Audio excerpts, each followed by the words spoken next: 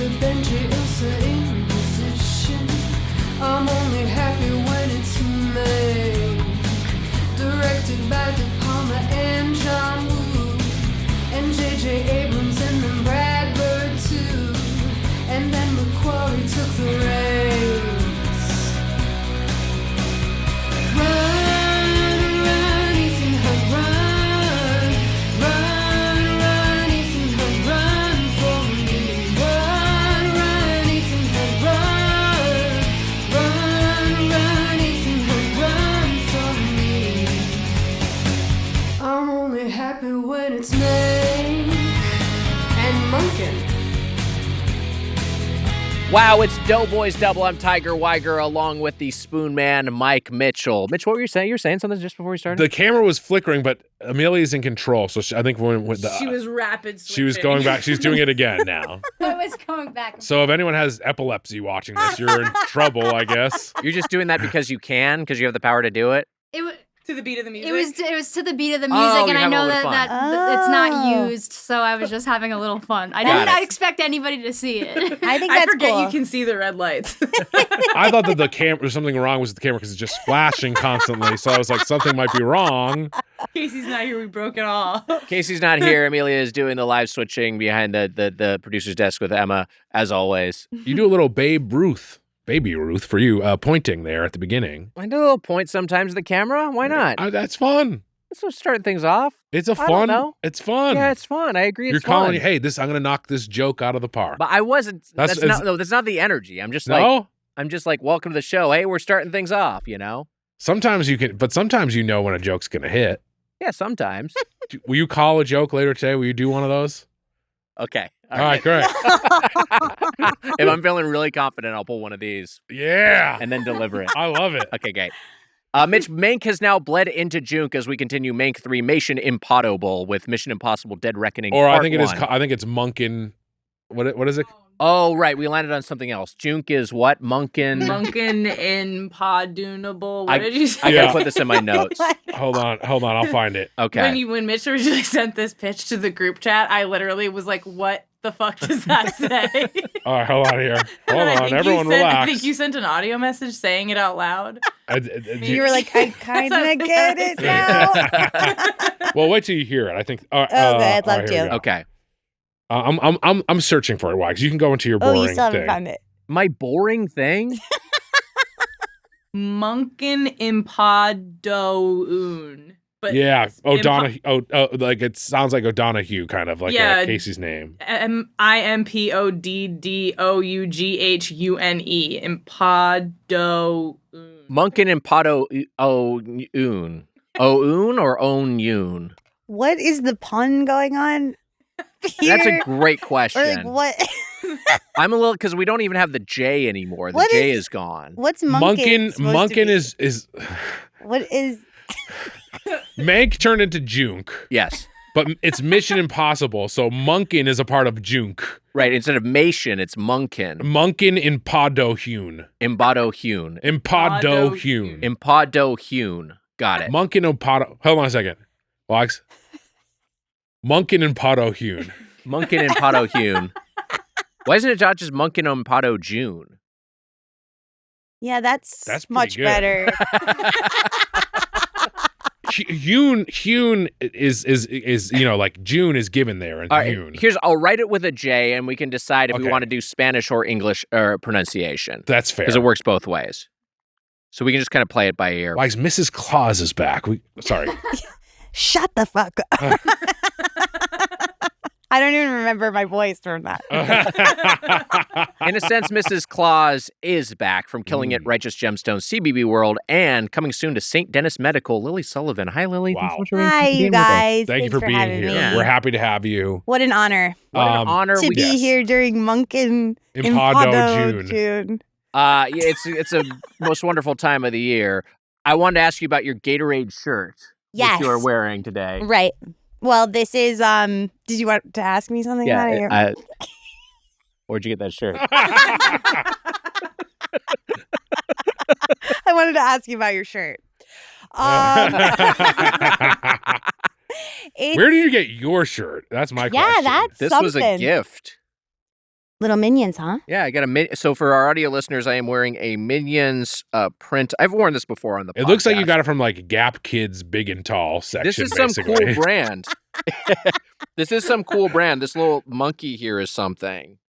Or bear. I don't know what the fuck this is. Do they have Big and Tall for kids, or is it just? Yeah, what is this? Can you read the It just tag? is adult clothes. Yeah.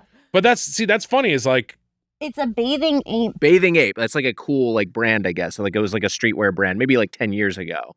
But yeah, I was working on a show, and the host gets free stuff, and he was Bape. like, That's what Bape? I've heard it as Bape. I've never heard someone say bathing ape. I was like, what is that? It's Bape. "Babe," and that was like a Bape. brand. At least maybe it's not cool anymore, but at some point it was cool. The host Yeah. got this and was like, "I don't want this." I bet Weiger wants this, and I was like, Who's "I the do." host? This is Chris Hardwick back on At Midnight. Oh. Yeah. You've So- got a shirt on too. I ordered this one specifically for our show, and because I did a spot on the Talking Simpsons podcast. But it says "Genius at Work" here. It's from an episode of The Simpsons that I reviewed on that I talked about on Talking Simpsons pod. This is the apparel roundup part of the podcast. We're just talking about what everyone's wearing. Fit check. Post a pic of your fit to the Discord. Oh man. Fit check. My top is from my husband. My pants are from Levi's, and my socks are from my mom. Wow, your mom gave you those Wow. socks. No, I don't know. I just made that part up. It sounded sweet. Did it I sound worded good? it. Do you are you a Gatorade fan?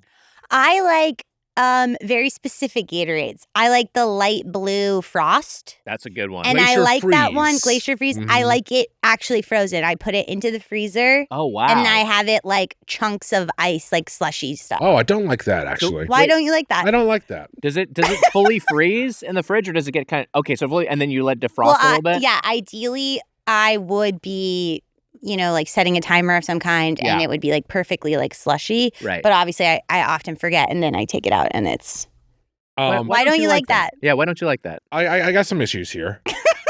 My issue with Gatorade when it freezes up like that is that a lot of the flavor can be in those crystals, and then you get like watered down Gatorade Yeah. after that. Sure. But it Sure. seems like you like that. Yeah. I don't like it. All right, fine. I'm not that upset. Well, but here's my feeling on Gatorade. I really only like the light blue. I can do the yellow Sure. And- Lemon lime and the Glacier lime, Freeze. kinda.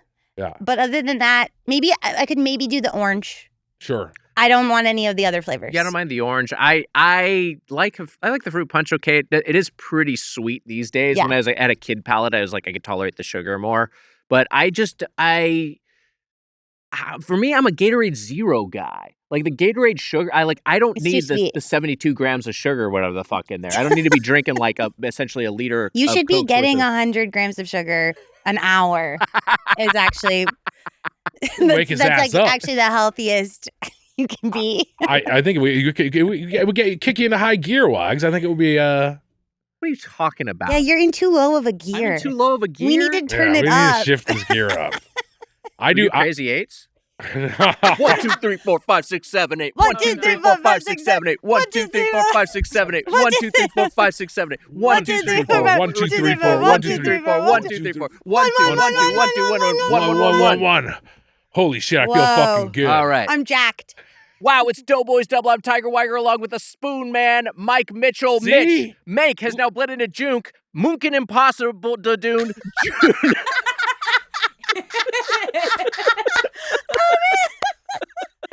Munkin impossible.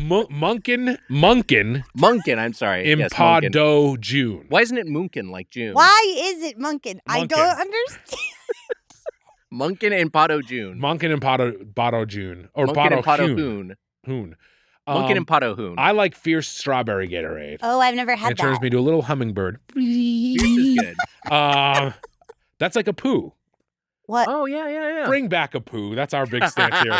Weiger and I are working on a documentary called "The Problem with a Poo." Yeah, that seems like your guys' place. yeah. I think it's pretty good. Honestly, 2025 might be the time for it. Yeah. Right? This is the time. Jesus. Oh Rough God. stuff out there. I gotta figure out where what episode this shirt is from. But I just ordered the shirt recently. This shirt, the the flannel? flannel has been around for a while. Okay. It is Isn't a it- little I like the wrinkly, flannel. I'd It's a say. good color. I like the flannel too. Isn't it itchy and scratchy and poochy? Isn't it? Why does the That's- man who has a that's- shirt that says "Genius at Work" obsess over a children's cartoon? Why is that? You're 100% right. Yeah. I only have to look it up. Yeah. You're right. Wow, look at that. A little bit of Look Simpsons how knowledge in on this fire film. you are after we did those crazy aids. It's all I needed, honestly. Is that the thing you miss about improv the most? Is Wags is a very accomplished I know. improviser. I had you on my improv podcast a million right. years ago. It was a lot of fun.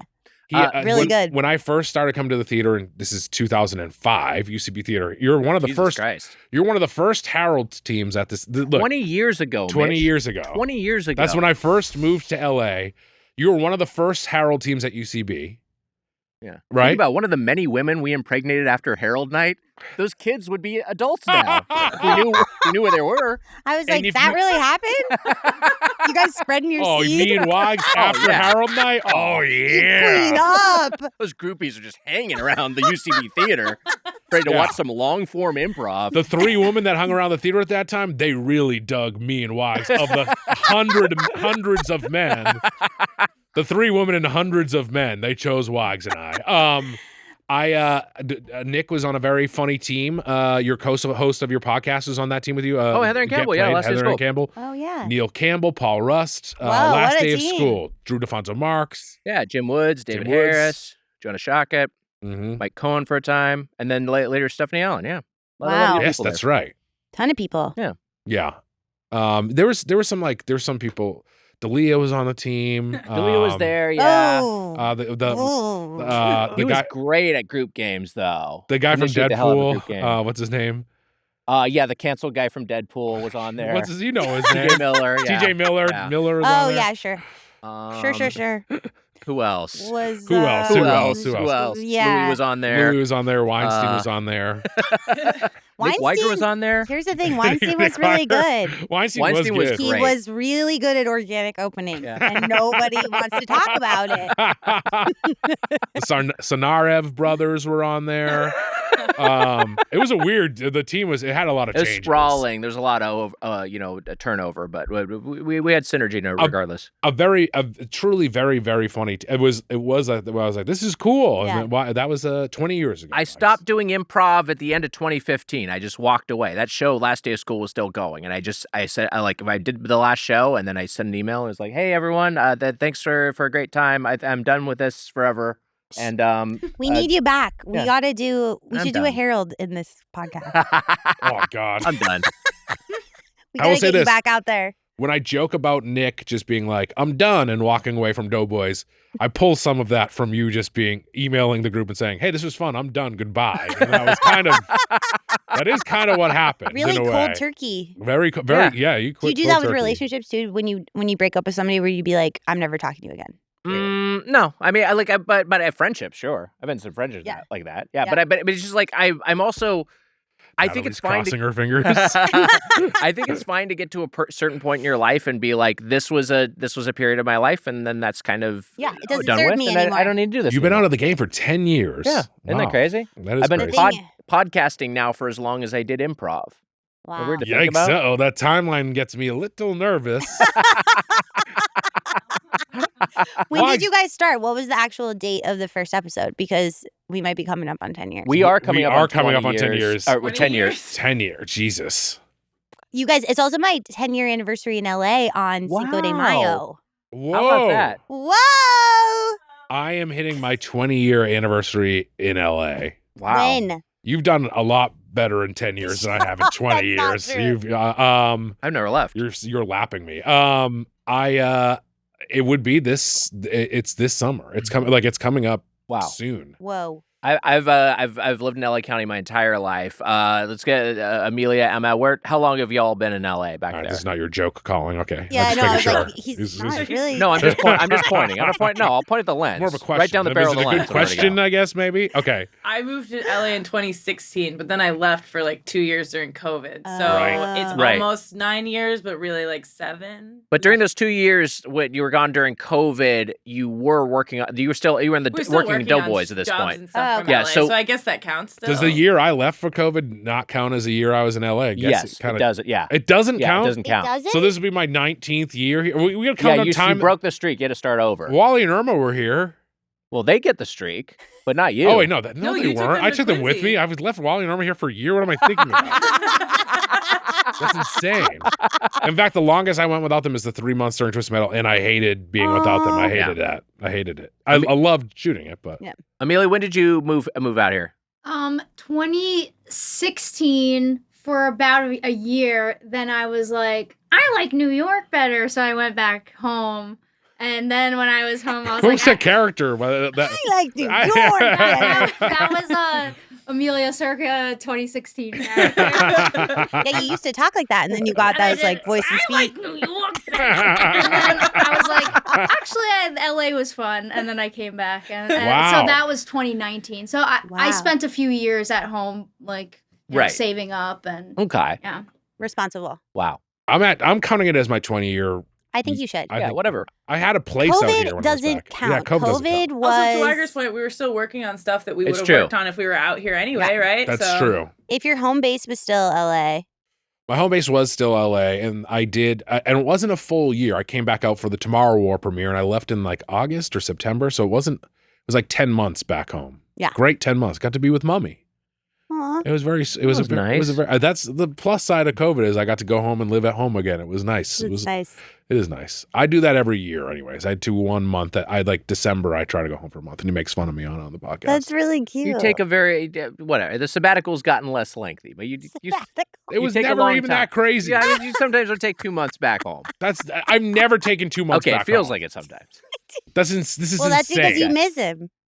Yeah, you know what? Fundamentally, it's because I miss my It's friends. actually because he cares. There it is, Wise. Well, guess what? I miss Mummy, and I got to see Mummy. So Mummy gets her Mikey time. I tell you what, I miss mommy too. But as of this record, all have gotten to see Mrs. Mitchell over in Quincy. All right, weird. I guess Oh. you were calling my mom your. Why I guess can't you were you calling say her mom. mom I can't very, call your like- mom mommy. like British. Can I quickly? I know it's a New Yeah, England mommy. thing. My I know. mom. But can I quickly just clarify that no, you cannot call my mom mommy. Okay. What about me? Can I call her Yes, it's fine got for it. some reason, Mommy? I'll stick with Mrs. Mitchell. but there we go. That's my better. mommy? Mommy, I'm hungry. Hey, if you want to call her mommy, put a ring on it, my man. That's what you got to do. Amen. Oh, I want that to happen so bad. He becomes your stepdad. Oh my god. Be great for Doughboys. You guys, it would be so good for Doughboys. Him changing my diaper and me screaming. I need to change. I made a stinky. Hold on a second. That sounds like me very much wanting it to happen. And Yeah, he's you do want it. no. Yeah, you're begging for it. In my scenario, he's forcing a diaper change on me. I Yeah, think but you want it. You want because it. you made a mess. No. He's forcing you. I mean, to have if it's a clean messy ass. diaper, yeah, I want the change. Yeah, you Yeah. made a mess. You need it clean. It's part of the dance. You're acting like, no, don't change my diaper, but you want it. But you like the chase. Yeah, you like it.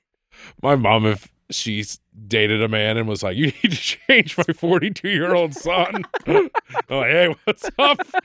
You're like watching sports in the middle. He comes over. Okay, Lily, when we had you on in the main feed, we talked about Subway breakfast. Oh my God.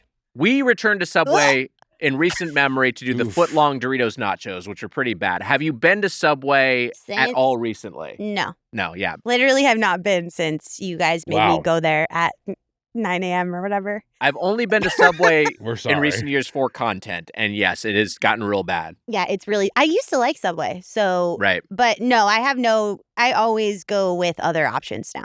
Wow.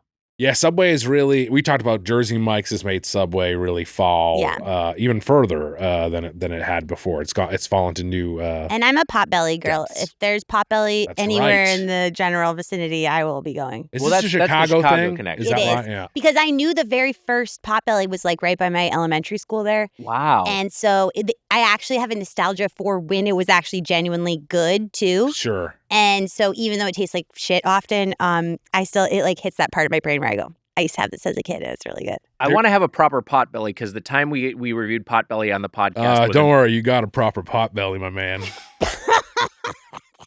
Give a Oh, point. he's- Give a he's- point. He's fucking pissed. Hey, dude, you do a fast food show. It's gonna happen, my man. No, it's fine. Jesus Christ. Mitch, you have to point when you make a joke like that. We got a proper. reviewed Potbelly. We went to the Anaheim location. Oh, okay. And it was like, I think it's that was the thing. It was bad, and it was during the pandemic. It was during COVID. So it was like, we did not get the right experience. No. You know where there's a Potbelly? Logan Airport, Wags in Boston. Wow.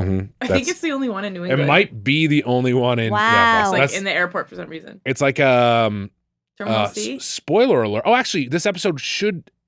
Your husband, Tim Baltz. We are reviewing Popeyes with him. You are? Yes. Right? Yeah, that was the plan. So fun. I just don't know. So this episode has already come out. But good. Phew, I didn't fuck up. They're the one Popeyes in New England was on the. It's on I-95 in the truck stop on the way through, like once past in Kennebunk before you get to Portland. Is the only Popeye, but it's in like Maine, right? Maine? In Maine, Yeah. and it's like literally, and you pull off the highway into a truck stop where there's a bunch of trucks lined up and sleeping, and there's a gas station and stuff, and then there's just a Popeyes there, and it was You the know, only I went one. to college in Maine. So, Wait, really? Yeah. I did not know this. What Where'd you? college? Bates College. Oh, Wow. cool. Oh wait, I did know you. I forgot Bates is in Maine. I Yeah, forgot yeah, that. yeah. Good school. Good school. Very good. Very good school. Good. Lewiston's. Yeah.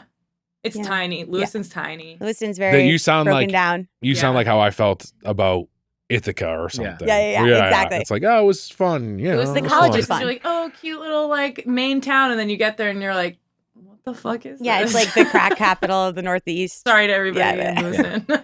Yeah. Anyway. It's also, I mean, close to masturbate, so that is like a funny. Right. Right. It is like So, there's. It is a- and but actually, any- I'm really offended by that, and that really took me out of the whole experience talking to you guys. Well, we Brought can a wrap lot it of here. college trauma up for me. That's a bummer. Yeah. Sorry to hear It was about really that. hard. But also, like, if you just want to continue that, you could say, like, any college Mitch and I went to was going to be Bates College. You know what I mean? Actually, my freshman year, I moved into the dorms. I said, I'm turning over a new leaf. I'm not cranking it once. Whoa. You didn't jack off your whole first year? No, not till graduation. Not till I had that diploma in my hand. Wait, really? You didn't for jack And off then, for all let me of tell college? you, I could stick that thing to the wall on its own. Yeah, I made up for lost time. Oh my god! Little Philip Seymour Is that 'cause Hoffman you were and just, like- happiness. Shoot a load on the wall and then adhere your diploma to it. Wow, I mean that's so brave of you. Yeah, Thank it you. really is. Yeah, no, I know. Yeah. None of that stuff happened. Nothing happened up there. I mean, it look for guys, as you know, when you have a roommate, it's always the dance of When you're jacking off and like when they're you're gonna come jacking in. off. Yeah, or you just say, hey. Look, I know it's the first day of school. Let's just make a deal. Let's crank it at the same time. You can do one of No, those. Yeah, things. that just like- freaks me out. That's a big thing with boys. I know you guys have probably done it together. You guys like masturbate side by Only side. when we're on tour. Okay, we got a podcast together. I mean, This is just like, like that experience just personified metaphorically. Yes. But I've never heard of girls doing that. The No. Maybe it autofocus. does happen, but Yeah. at Yeah, least the like autofocus. like look each other in the eye. Like, what do you guys? There's some looking So, at yeah, each there's other in the sometimes eye. that'll There's some happen, yeah. direct eye contact. Oh, Yeah, okay, yeah, that yeah, makes that me can feel better. happen. Because I was always like, oh, they're just laying side by side in a bed, like. I always pictured it back to back. This is also very funny to hear your guys' perspective on it Yeah. because if a roommate was like, let's jack off at the same time, I'd be like, I'm moving out of this room. You're insane.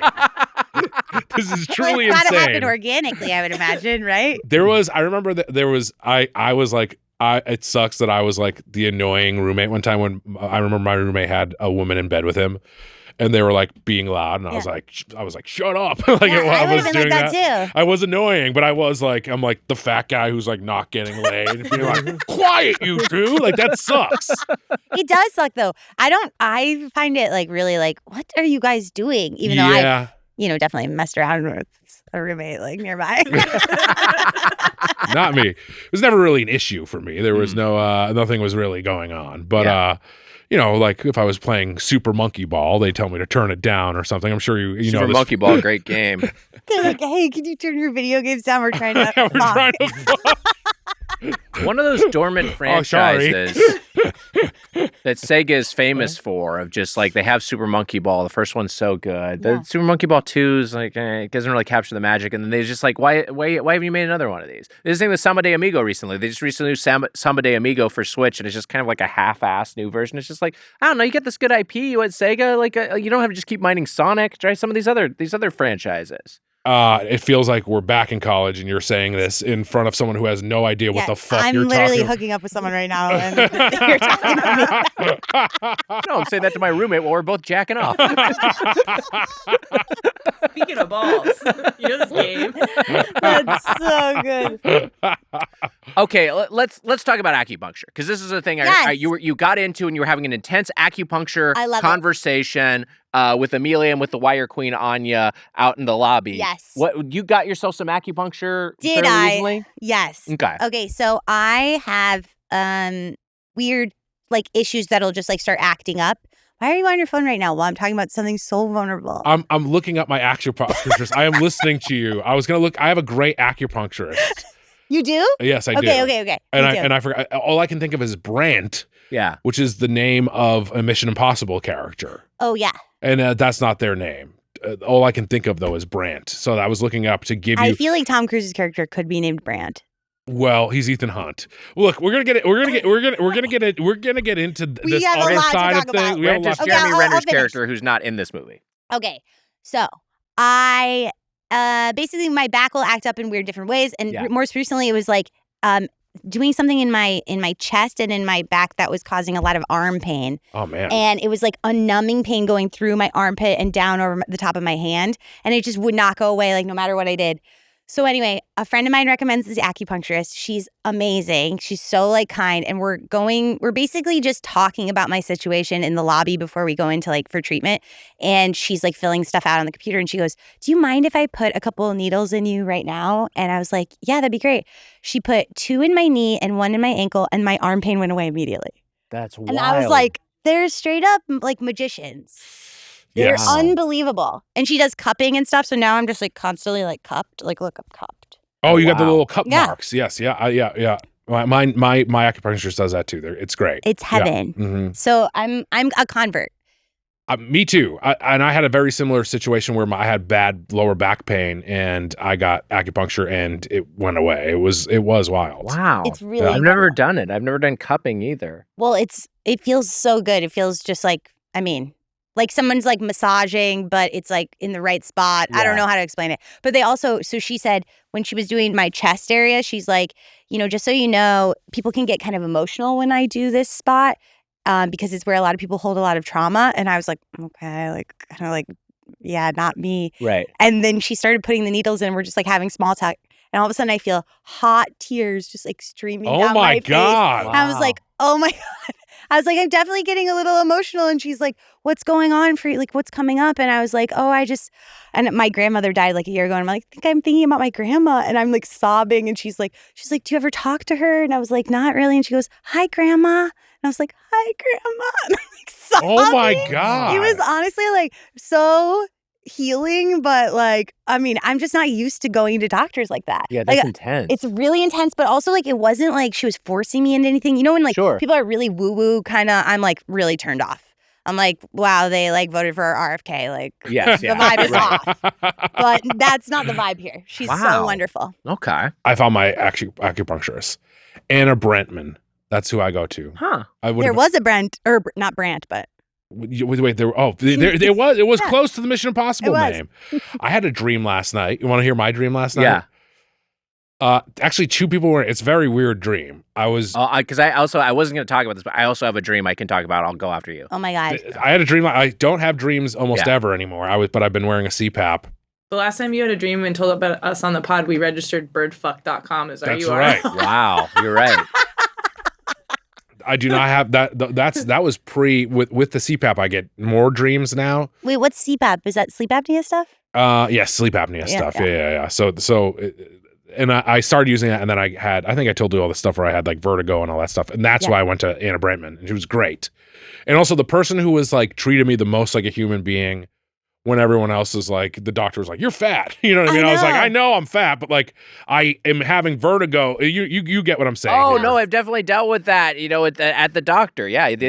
And it's even if yes, at some level your weight is an issue. An issue. You don't want there's a bedside manner way where when they bring that up, no matter what your problem is, it starts to make you not want to go to the doctor. Yeah, the bedside manner thing is very real. Yeah. Yes. And also they often a lot of Western doctors don't even look you in the eye. They're just like, yeah, what do you okay. Yes. Here's your prescription or whatever. That's what annoyed the hell out of me. And a lot of fucking HMO, a lot of them are public defenders where they have way too many patients and so they're just trying to get you in and out as quickly as possible. It sucks. It's fucking horrible. It's terrible. My whole thing too was I've already been fat and then this is a new thing. You know what I mean? This is not, it's not like I was just I just noticed this. Exactly. Because I'm such a fat idiot that I just noticed that I'm got vertigo. Right.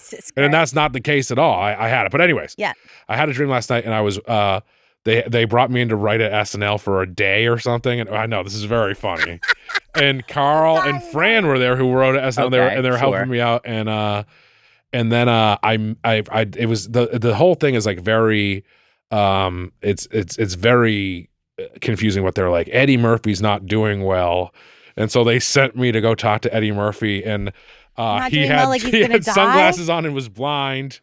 And I hugged Eddie Murphy and I was crying in the dream and then I woke up all emotional. Really? And I was like, what the fuck does that mean? Yeah, but that's really weird. They sent me my first day there. They sent me to go help Eddie Murphy who was in a rough spot. And then so was he you knew he was getting older and dying? Or I think that's what it was. Maybe it was maybe it's you comforting yourself because you're I'm getting older and dying. I mean, that could be, that is possibly I was trying, and we're going to New York, so that is. Oh, so then you're going. Oh, okay. Yeah, I think that's maybe what it was, but a very strange dream. Wags, what was your freak dream? So I had I basically never dream about the podcast, but I did have a Doughboys related dream last night. Wow. We were sitting on two couches.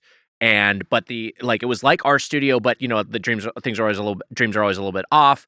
And the orientation was different. And then there was a crowd of 100 fans. It was we recorded in studio, but with a live audience. But so all this was just normal podcasts. But there was a presence in addition to Emma and Amelia. There was a third person who works on the show named Jenny, who was this It's me, Jenny. Yeah, exactly. She was a new character in the Doughboys family called Jenny, and then she was just was it Jemmy? No, you know what? It probably came from Jemmy, but it was Jenny. So it was you find human Jemmy in your dream? Well, let me tell you, if that's what Jemmy's personality is like, if she has the gift of speech, this is a very different character than we expected because Jenny walked into the podcast late as we were recording. Sat down. Normal so far. Sat down on the couch, not behind the desk. Seems and I'm like, Jenny, why were you late? And she goes, sorry, I was taking a shit. Are you sure Jenny wasn't me? That's the thing. It's Sorry, it was very Amelia coded. Amelia and Jemmy into Jenny. That's probably what happened. It was probably Jemmy the name, and then Amelia the personality. But she was a meaner Amelia. She was roasting us too. Amelia, I should say what you said to me when I came in this morning. I just don't. Yeah, go ahead. You don't care? I don't care. No. I came before I even said hello. I walked in and she walks out of the bathroom and she goes, "Probably don't want to use that one for a little bit." As soon as I walked in, I got here today. I hadn't even seen Amelia yet, and I just get a text that says, "SOS, can you bring toilet paper to the bathroom?" I was stranded. Oh no! Yeah. These That's Headgum the hunks, they worst. do not use toilet paper. They They don't. don't. They don't use toilet paper here. This They is probably don't. blew their nose too many times and they ran out of toilet paper. It doesn't make any Right. sense that it's gone. But you would replace it if you were in there. You're like, this place needs toilet paper normally. That was one of those things growing Oh up my that God. infuriated my mom. Doesn't get mad at much, but if she went into the bathroom and someone finished the roll and didn't replace it, it would send her to the moon. She'd be Sure. so fucking mad. Yeah, I don't do it a sucks. lot, and Tim gets really mad at me. I'm on Tim's side here. Tim is, But sometimes it's a. First of all, we have one of those it's built into the wall holders. Okay, Oh yeah. yeah, those are a little And- bit of a pain in the ass. Yeah, and it's also because it's from another century. It's so small. Right. And you the- haven't won me over to your Wait, side. wait for The it. roll doesn't They fit. only make mega now. Oh, What yeah. are they doing? They don't make normal size. Yeah, that's That They is only annoying. make mega rolls. They, oh So yeah, I- they you only. have They, to wait they till only it's I have to half wait till used. it's halfway fucking done. That's annoying. That is annoying. That's annoying. Yeah, they only make mega now. What the hell? That's what I said. They should make small. We all don't need mega. We all don't need mega. I do new, but I'm a bidet boy. You're a bidet boy. I'm a bidet boy. Yes, don't go through nearly as much toilet paper, which is nice. I do still get the Costco rolls, and we similarly have a thing where it's just kind of like a built-in in our shitty rental, and it's like you kind of got to fucking Exactly. You can't quite cram that sumbitch in there. Yeah, same problem. Yeah. Also, yeah, we got a bidet, but then our landlord got mad at us about the bidet. No, So why? now it's just they're like it ruins the toilets or some shit, and we're What? No way. I My know. landlord was like excited. He was like, "Oh, that's so much better for my pipes because it's like an old house." Oh, really? Yeah, Yeah. I was No, like, our landlord great. like freaked out about it. And actually, one time, this was like after he had uninstalled our bidet. I was sitting. I got up in the middle of the night to He go. uninstalled your bidet? Yeah, like there was something that they did, and then they were like, "You got to unplug it or undo it." So then I'm sitting on the toilet peeing at like 2 a.m, and all of a sudden this pipe bursts behind me and covers me in toilet water. Oh my god. Oh my god. And I was like, what the fuck? And I had to like try and find behind where to turn off the water while water's like spraying all in my face and everything like that. It was chaos. This was like 4 years ago now. That is What a horrifying. It seems like nightmare. he has a bigger issue than just a bidet. Does he pay your water bill? Maybe that's what it was. I don't even Is think the water he does. is water I think included? we pay it. Okay. Because in a lot of apartments, water is just included, and I And can then see him being like, "You're using like the water." Actually, maybe they do because we did get a notice. Now that you say that, yep, that's But your why. water uptick can't go that much higher from using. know. Like it's not like if you didn't have a dishwasher and you install a dishwasher, that's one thing. I'm not going to be but- sitting on the bidet just like letting it hit my ass. I don't know. Maybe you guys Well, do. Yeah, I don't know. Instead of showering. I'll get in there at noon. I'll look up like, shit, it's like 9 p.m. No, 5-minute rule I just learned about. Oh yeah. Yeah. You can't let your legs fall asleep, which has happened to me on the toilet. Yeah, you can't be doing that. Yeah. There's you catch it. I look at you like you do it all the time. You can't be doing that. Maybe I wanna. Toilet water exploded on you. Yeah, that's fucking horrible. Yeah, it was terrible. Did you like hop right in the shower? Or what do you do in the immediate? Because I wouldn't know what to do. Well, once I got the water off, I was Yeah. like, Jesus fucking Christ. And then actually some really crazy stuff has happened in that apartment. Anyway, I put towels down and then I showered and threw the towels in the washer and everything. But most recently, I was at our apartment and I woke up and I thought our neighbor was like being loud above me. And then I was like, no, it doesn't sound like it's coming from above. And then I'm like, maybe neighbor next door is like yelling. Uh-oh. And then I realized that there was a man in the floor. Oh In the my crawl God. space of our bedroom, and Tim was not in town. And so I was like, I like something possessed me to put my head to the floor. And I was like, this guy was saying like, I think he was on meth. He was just saying like the most crazy shit. And I was like haunted by it. Oh my God. So I called the landlord because I didn't even know there was a crawl space underneath us. I didn't even Yeah, know where this Jesus. person was. Mhm. So I called him and he's like, you can call the police. And I Oh, was fuck like, off. fuck you. I'm like, I don't even know where he is. I'm like, yeah. And I'm like, and what? I'm going to call the police on this person? But then at the same time, I'm like, it's just me. I really don't want to talk to this meth addict. And then he's like, just call the police. So I end up calling the police and I'm like, I hate it. Then the police come. They were actually, thank God, nice. So I actually If like the someone's police in your now. home, you can. And then they got the guy out of there and he was screaming all this stuff. But it Jesus. mainly was just like the most like haunting thing because for about like an hour I had to wait and the guy's just in the floor talking. Yeah, that's insane. It's so And also, I think you can my call nightmare. for help when there's a man in your floorboards. I Yeah, think that's fair enough. to get them out. Your landlord sounds like a piece of shit. Yeah, he sucks. Make sure he doesn't install a bidet. That happened. My neighbor. That happened to her. My neighbor, and where there was a man in the In the floor? and then actually for me, why? Because I think you remember this. I was texting you when I got pranked on Jimmy Kimmel by Jack Allison. That's right. They You put. got pranked? I got pranked on Jimmy Kimmel. I'm afraid of ghosts. So Jack Allison, who worked at Jimmy Kimmel, they set up a prank to scare me, and they had a guy under our floorboards playing the violin. So it was like he was like doing stuff like that, and I was texting Wags as it was happening. I said like I'm hearing noises, and they were like, just don't worry about it, you're fine, because they knew you and Sus knew about it. You did? Yeah. I didn't know it was happening then. Oh, then you played Yeah, no, along. I know. Great. But I thought it was just like you were saying, I'm hearing noises, and it was a windy night. I was just like, it's wind. That's yeah, right. Could've been, Yeah. could've been. You were. It's when I look at the bit is like on Facebook now or Yeah. something. Still, I need to watch it. I'll send it to you. But when you respond, it looks in hindsight. I was like, oh, Wags knew and it was. I don't think I scripted. knew. I don't think I knew that was happening then when you were texting. Wow. Yeah, he was under the floorboards, and I'll tell you, it was fucking scary. That's terrifying. It was scary. Playing creepy violin. Playing creepy violin, hitting the floorboards. It was. But that's horrifying. Look, Yeah, not to bring it down, my creepy story. No, that's scary as shit. here I'll bring it back up. Yeah. You know, here's a bathroom story when Neil Campbell was on the. We've told this on the pod before, but it's fun. When he was in the bathroom at UCB Theater in the long hallway where people will warm up and there's a toilet at the end of it. He was sitting there and a rat jumped on his shoulder. Isn't that funny? Oh, Yeah. He jumped on his shoulder. Jumped on his shoulder and then jumped off and ran up a pipe, but it jumped on his shoulder. That's ugh, Anyway, Yeah. foul stuff. And hey, you know that story about the bats in Charleston that Tim and I had to deal with. no. We were renting an apartment or a house down there when he was doing gemstones, and before I got there, he was like kind of drunk on the bed, going to sleep, and he's like FaceTiming me, and then he started yelling and threw the phone because there was a little tiny bat crawling up the side of the bed, like. Oh my God. And he like hit it with like his coat and with like a pillow and all this stuff. And then he ended up, then like it disappeared. So we call animal control and I get out there like the next day and animal control's like, there's no colony. Like they checked around, like you're fine. Also, bats are protected in a lot of places, so you can't do anything to get rid of them. Well, so in this place, they were in Charleston. They're like, especially during mating season, which it was. So then we start finding bat droppings and we call a guy again and we're like, no, there's a colony or something. They find a colony in the roof. And oh my God. we're both like, Bats in the belfry. we're like, we have to get the fuck out of this rental.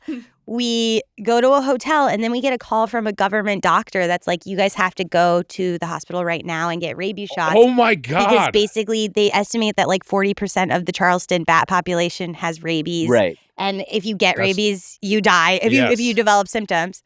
So we go to the hospital to get the rabies shots and Tim starts to develop symptoms. He's got like a fever. He's got like chills. He's like out of it. Oh my. And thank God it turned out to be COVID.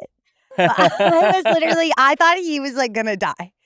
Is this the original bat spread of COVID? This is how it all started. Wow. That's terrifying. Yeah, and we had to go back to the hospital like 4 times after that for the shots. You have to They're get them. horrible They're too, terrible. right? Yeah. They're not as bad as they used to be because I guess you used to get it in your stomach. That's or what I something. heard, yeah. Not anymore, but Okay. they had to do like one in each arm and one in each leg. Oh, Yeah. God. Jesus Christ. And Yeah. you got to do that 4 times? 4 times. That sucks. Yeah, That's it 16 was- shots. It was insane. That's too many. You were talking about Charleston, the section of Wuhan. Yeah, I'm talking about the Charleston market in Wuhan. Wow. That's so scary. Have you ever seen, like, because you can see video of people with late stage, like, rabies. Yeah. Oh, Like, no, I've never seen videos. it's like terrifying because it's like they're not even human anymore. They're just like completely feral. And then one of the symptoms that happens is you develop a fear of water. I remember Like that. you won't even want to drink it. So they'll be trying to get someone to drink water. They're, it's like fucking terrifying. It's horrifying. Yeah. That's kind of like how I am with water. I don't love water. I'm not a big water guy.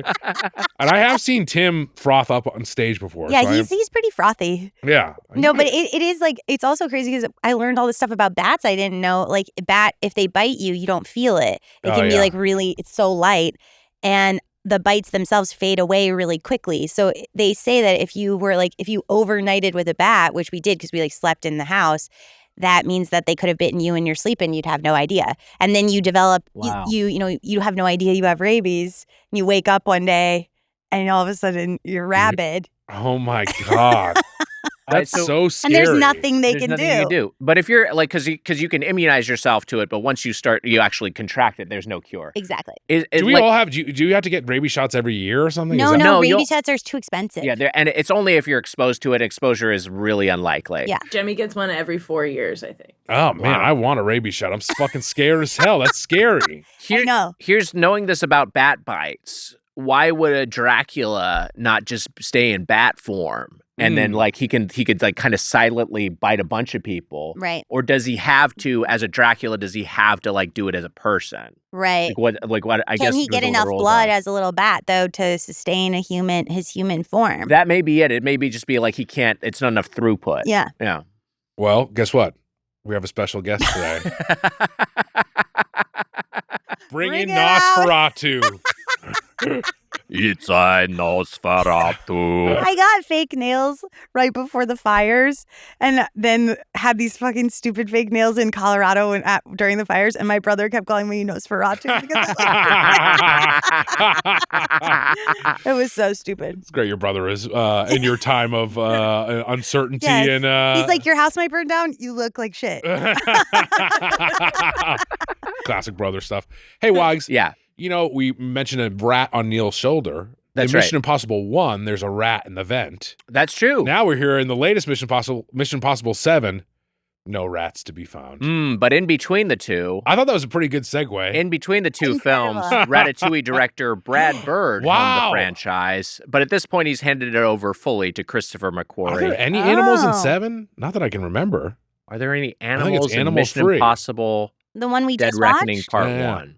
I don't think you see a bird for crying out loud. There's gotta be a bird in this fucking movie. I don't think there's a gotta bird. be a bird. I really don't think that there's a single bird. I can be honest, Mitch. I wasn't watching this with an eye towards the animal count. So I Sure. don't know how many fucking animals are in this movie. I don't think but there's bet an there egg. was- I'm I bet there thinking was really one. hard. I don't even think there's a single egg. The bird's home. Okay, I mean, you don't think anyone eats eggs in it? I don't think you see any. I don't think you see any animal. In this movie. Yeah, Mitch. I think you're forgetting a big one, which is that the entity, has like the component that's interacting with people. That's a talking dog. Oh, you forgot right. about the talking dog character. Yeah, I which forgot is about the main talking bad dog guy. character. Yeah. Which, by Yeah, the way, duh. the entity. Look, we got to get into this. I'm going to say this. I Yeah. just want to The say right off entity. the. I'm going to say right off the bat That. I'm triggered. Careful. I'm so triggered. right off the bat that I asked our guest. I texted our guest out of the blue, and I said, "Do you like Mission Impossible?" Yeah, we're kind of like and who- you who were be- so weirded out by it. When I came in, I was doing Hey Randy. Yeah, that you were night. doing our show. I was doing your show that night. we were and- just backstory. We were like, hey, who would be some fun people to have on Mission Impossible month? Mhm. Hey, Lily's always great on the podcast. And then we were like, do you know if she likes Mission Impossible? And you're like, I'll check. Yes. Well, so yeah, and so I just get one text that's like, "Do you like Mission?" Do you like Mission Impossible? And then I responded like, "Lol, yeah." I mean, from your response, I could tell like, oh, she thinks I'm just asking her this out of the blue like a fucking freak. I know. I was like, well, I was just like, this is interesting. Like, I thought it was for like the show. Like, I don't know what I thought.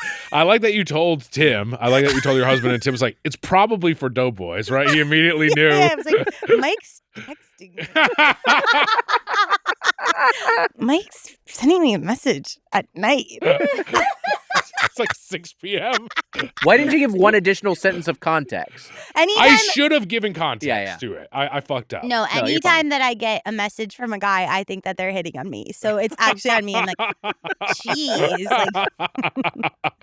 Like, I was trying to see if you, and then you said yes, and I said we're going to talk about it. You come in today, and you reveal this is maybe the only Mission Impossible movie you've ever seen. yeah, I think so. But there's something. This is great for us. It's a fresh perspective. I like this. I mean, like in watching it, I was like, oh, I don't think I've seen any of these. Obviously, I feel like I know the music. Like, Oh, yeah. That, Gong, gong, gong, gong. By the way, you think you know the music? It's like what it's like the most known song. Most iconic. Well, I know so many references to Mission Impossible. But Right. it's like everyone's like dropping out of the ceiling and they're playing that song. It's like. Very heavily referenced franchise. Well, this is your first MI film. This is the 7th MI film in the franchise at 163 minutes, 2 hours, 43 minutes. It is the longest Mission Impossible until Final Reckoning. By the way, I want to say this too. Just me saying, do you like Mission Impossible? Me and Lippert talked about this. You also recently were like, will you play Hagrid? And Lippert was like, that's kind of a strong question to ask just out the gate. If you ask a guy if he'll just be like, hey, you'll play Hagrid, right? You look like fucking Hagrid. No. The joke was was Go on. our characters are in Los Angeles for like the first time. Yes. And then they see somebody on the street that doesn't really at all look like a famous person, but maybe could be like a really, really, really, really watered down version of something. Hold on a second. That doesn't help. That doesn't make me feel better. I'm a watered down Hagrid, a big soggy Hagrid. Like a shittier, less impressive Hagrid with a smaller dick. Same size. Everything size-wise same except for dick.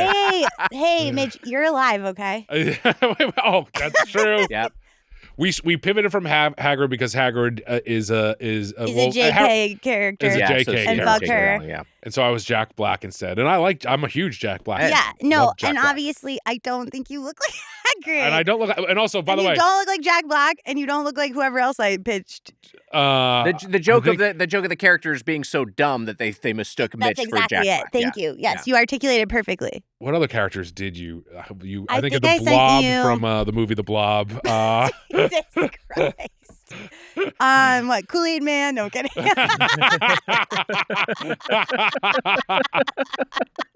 It's funny too because I did not care at all, to be clear. Yeah. And also, I was like, "Yeah, I could be Hagrid." Like immediately, I was like, Well, "Yeah, you I'll were be so Hagrid." sweet and so game for all of it. Oh, I was. It was just fun to when Lippert and I talked about it, I was like, "Oh yeah," and then it's fun to pretend to be mad. That's so Well, funny. you don't know anything about Mission Impossible, so this one. I'm a virgin. Oh God. It's my first time. It Remember was when you were so trying to- fun. You're on the right podcast. You guys, so nice to be surrounded by you guys, taking care of me, explaining the movie. When you were pretending to clutch your pearls earlier at Bates College. I'll say this about Dead Reckoning, which there's so many. Deaf Reckoning is what I put here in the beginning, and they pull a hung for Red October in the opening. My notes are at 2:48 a.m. last night, so Okay. that's probably Wow. the reason That's why. a typo. That's when you texted yes. me. Yeah. Also, when I was watching it, I did not text you at 2:48 a.m. Hung for Red He's like, October. Did you like the movie? Hung for Red October sounds like the old way of titling porn parodies before they started doing Hung for Red October sounds great. not Hunt for Red October, a XXX parody. Now they took all the imagination out of it. I do And remember hey, there was Deaf Reckoning. If you listen to this thing all the way up, Wags, it's gonna real blow loud. your earbuds out. Oh, I Yeah. love it. Yeah. There was I do remember a porno parody of Hunt for Red October when I was younger that was Hunt for Pink October. I was like, that's pretty good. Wait, really? Yeah, that's pretty good. That's not that good. That's pretty good. Hunt for Pink What's October? Pink October? It makes me think of whatever your guys' mission, Merkin. Munkin and Munkin Impoddoughble. No, it's like Merkin and Fado.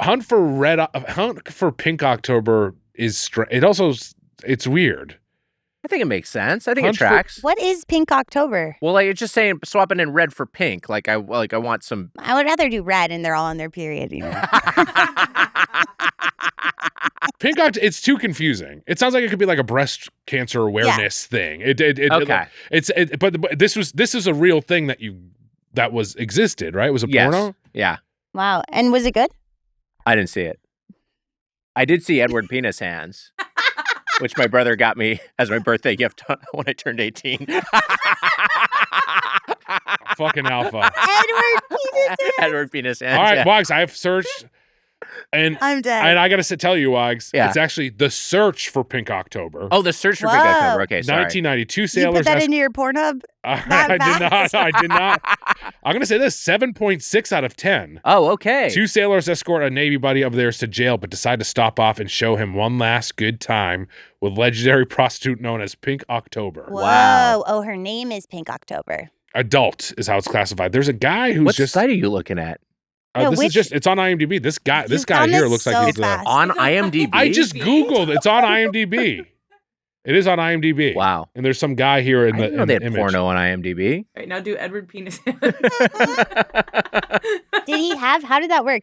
Was his hands all dicks? They apparently made a few of them. The one I had was like what you're picturing is like the scissors are all dicks, Right. but Yes. no. Instead, it was just each hand is like a dildo. Oh. So it was That's like, not as oh, that's fun. not Little as good. anticlimactic. I want 10 full dildos. like- Exactly. That's Heavy what you want, hands. and it Can doesn't I, deliver. Can I ask you one question? Yeah. And I won't ask anymore. Yeah.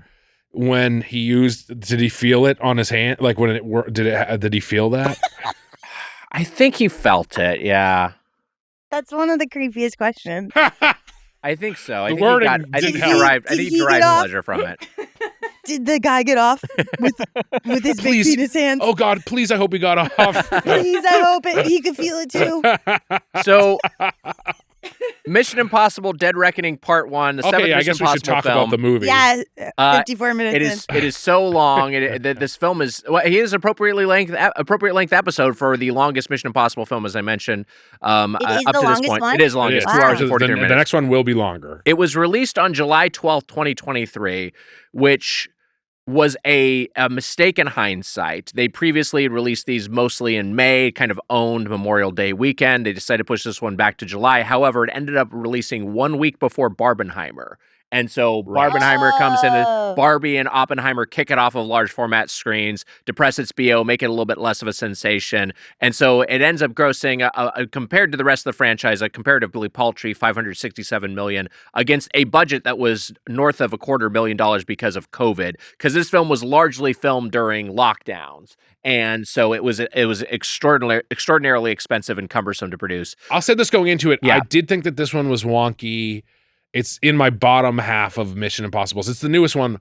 Watching it again, though, I think I appreciated it more. I did have more fun with it. It didn't held the same way. And also, the AI storyline, which is silly and crazy, aged. It's pretty Really The great. well. last I few know. years has aged pretty well, weirdly. Like, I know. It makes more sense now.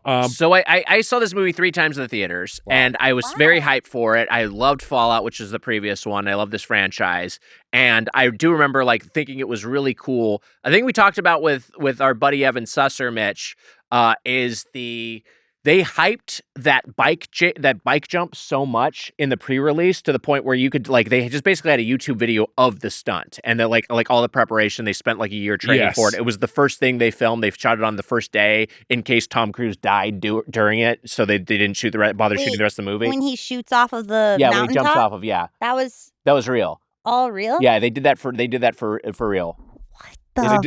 real. And they That's did. insane. Yeah, it's They totally painted crazy. out the ramp. There is like There's some stuff that looks a little CGI and wonky. It's like a really cool stunt, but all of their marketing was based around that.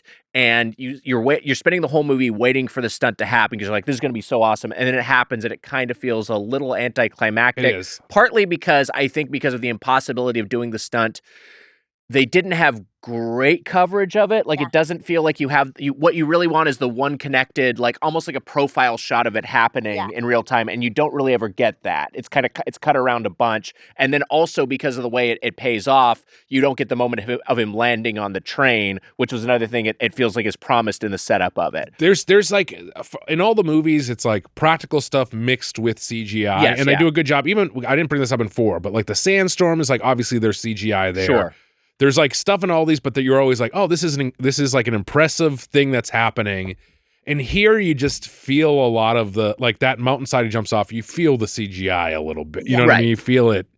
It's there. You can tell it's there. Yeah. That said, I do overall on this rewatch, Mitch. Yeah. I was like, fuck, this is great. Like, I think we were too hard on this because we're comparing it to the past Mission Impossibles. If this came out this year and was just like, hey, there's a new Tom Cruise action movie that's called Project Alpha or whatever. You seen Project Alpha with Tom Cruise? It's a spy movie. Like, we'd just be like, hey, Project Alpha is great. It's awesome. You know what I mean? I would like Project Alpha. Yeah. So like I feel like. Because of its lineage and because we're expecting it to top the previous film, we maybe had too high of expectations for it. But I think especially because of the way they This summer, you and I should hit the gym. Fucking Project Alpha. Let's Let's fucking become alphas finally. What do you think? You guys, I like that idea. I love this for you. If Nick and I became buff alphas, I love the journey of trying to become alpha. Is the funniest fucking thing. That's my 45. entire algorithm on Instagram is just like those videos of like guys going to like alpha camps. really? Yeah, where they like try and like become masculine. You know what I'm talking Wait, about? alpha camp? Well, they go to like these masculinity workshops. You know what I'm talking about? wow. Your Not algorithm really. is poisoned because my algorithm is also like kill Tony videos, Yeah. which is like me ironically watching Exactly. kill Mine is all irony. irony based. Wow. But yeah, like, these guys will like meet some, it's like these horrible Instagram guys and they have their like groups of loser dudes who go and on these retreats with them. Are they like, what is this like, we're trying to toughen you up? Yeah. Is that the idea? And so are they kind of like being like, is it kind of like a scared straight? Like we're going to try to teach, or is it more of like hey, you got to accept what kind of guy, like, is it a little bit more? No, it's more the former, but Okay. at the same time, it's an amalgamation of like so many like stupid things. Right. It's like, they're selling like protein stuff and then they're making them like work out and they're all crying and hugging. And then they're also doing these really idiotic like workshop stuff where they're all like sitting and taking notes and some guys like at a whiteboard talking about like how like you have to maximize like your day to like make the most money, but also like get pussy and like be cool. Right. And it's like, the list goes on. I'll send them to you. I'm obsessed. Yeah. We should have your older brother Nate just do it. Like we should go into a camp with Nate and have him teach us all this shit. I'd love to see that. You guys training. He puts on Edward penis hands for us. No, jack off together. Yeah. Wait, that's part of it? That's definitely part of it. Wags, we have the rewritten history plot here where we see Cruz. It's before he joined the IMF. Yeah, so basically, just to walk through it, we've got we've got Tom Cruise as Ethan Hunt, obviously. We have Rebecca Ferguson returning as Ilsa Faust, and Simon Pegg as Benji, and Ving Rhames as Luther. The new addition is Haley Atwell, and then we have more with Vanessa Kirby, who was introduced in Fallout. But Haley Atwell joins the team or becomes part of the team throughout the progression of this. And then also Issei Morales is the bad guy, Gabriel, but Gabriel is just the human appendage of the entity who is the enemy AI, who is the actual When you thought that the Mission Impossible universe couldn't get any more good looking, they got Morales and Atwell coming in, and Issei Morales is so hot. He's so handsome in this, and there's also a thing that we keep talking about this franchise, how like Tom Cruise, especially as it progresses, is willing to kind of be made to look, lower status. Yes. And this is the sort of thing, like, he's an older guy, he's like a good looking older guy, but like we bring in just like a straight up silver fox. Right. And they're like, fuck, this guy is hot. Yeah. Yeah, he's a hot one. Yeah. He's a hot one. Oh, yeah, Tom's face, like I couldn't get over. He's looking. I don't. He almost looked AI to me. Like I don't know if they're doing anything to his face. Oh, he's fighting the AI. He's. I know, but I felt like they were AIing his face. He's starting to look. He's aged. They're like great. Yeah. He absolutely has. Yeah. Don't get me wrong, but he is starting to. He's sick. He's like 60 when this movie is Crazy. Is coming out. So he's like he's nearly a jumping off of 60-year-old cliffs. man here, and he looks a slightly older. But I think that's a part of this one too. This one is very self-serious, but then also so silly. It's like I know. It feels like two different movies. The masks. Every movie has the mask stuff. Oh, you that don't. Oh, man. Oh, my God. absolutely The masks are kills so me. great. The masks are the I'm best. screaming at all of the masks that they're putting on and taking off. The masks are the Jesus. best. This is so funny. Masks that- have been around. This is the first one. This is the last one before our final one, and you're like, "There's masks in all of them." So we start with we have the Sevastopol. We have a cold open that doesn't involve Ethan Hunt, which is pretty That's right. unusual for this franchise. It might be the only one. And so we have this extended sequence, which is very Hunt for Red October, down to the moment where Russian turns into English, which I like what they do. They do the same thing in Avatar: Way of Water. I think it's a good trick. The hung for Red October thing. The hung for Red October thing. Yeah. I like that. I do like that trick. Amelia just sent the picture of Cruz at Sinners. Oh yeah. How's he looking? He looks okay. He looks good. Yeah, good. that's why I sent it. Yeah, Because he he looks looks good. amazing. He looks good, He and looks I also young. That post is great. We'll be dated by the time this episode comes out, but that post is great because he's just like, gotta go see it in a movie theater. He's just like very excited about Sinners. He's the man. He's great. So I mean, look, also he's bad too. What about the Yeah. Scientology stuff? All that stuff's bad. That But then stuff's also, good. besides that, he's the man. You like guys are that stuff. Scientologists, Yeah. right? We actually did do a Scientologist brunch. We Oh, for this yeah. podcast. We Yeah, did. yeah. That's nice. Mhm. yeah, it was nice. So nice. And we've gone back every week since. So there's the Sevastopol. We have all these, a lot of just classic movie tricks of just Mhm. like like rolled angles, like Dutch angles, and camera shake to convey this sort of claustrophobic environment. But it all works here, and it turns out that the entity who is an AI who is on board blows it the fuck up.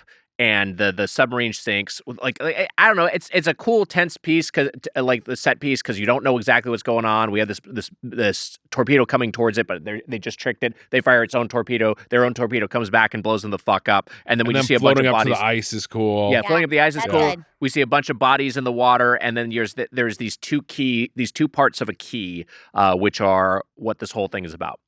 I just wanted to know that we're gonna. It's like Tom Cruise is fighting like a computer in this. He's one. fighting Yeah, a that's fun. computer. I like that. He's fighting a computer over a key. Yeah. It's like ridiculous when you break it down, but A it's physical key. but it's a lot of fun.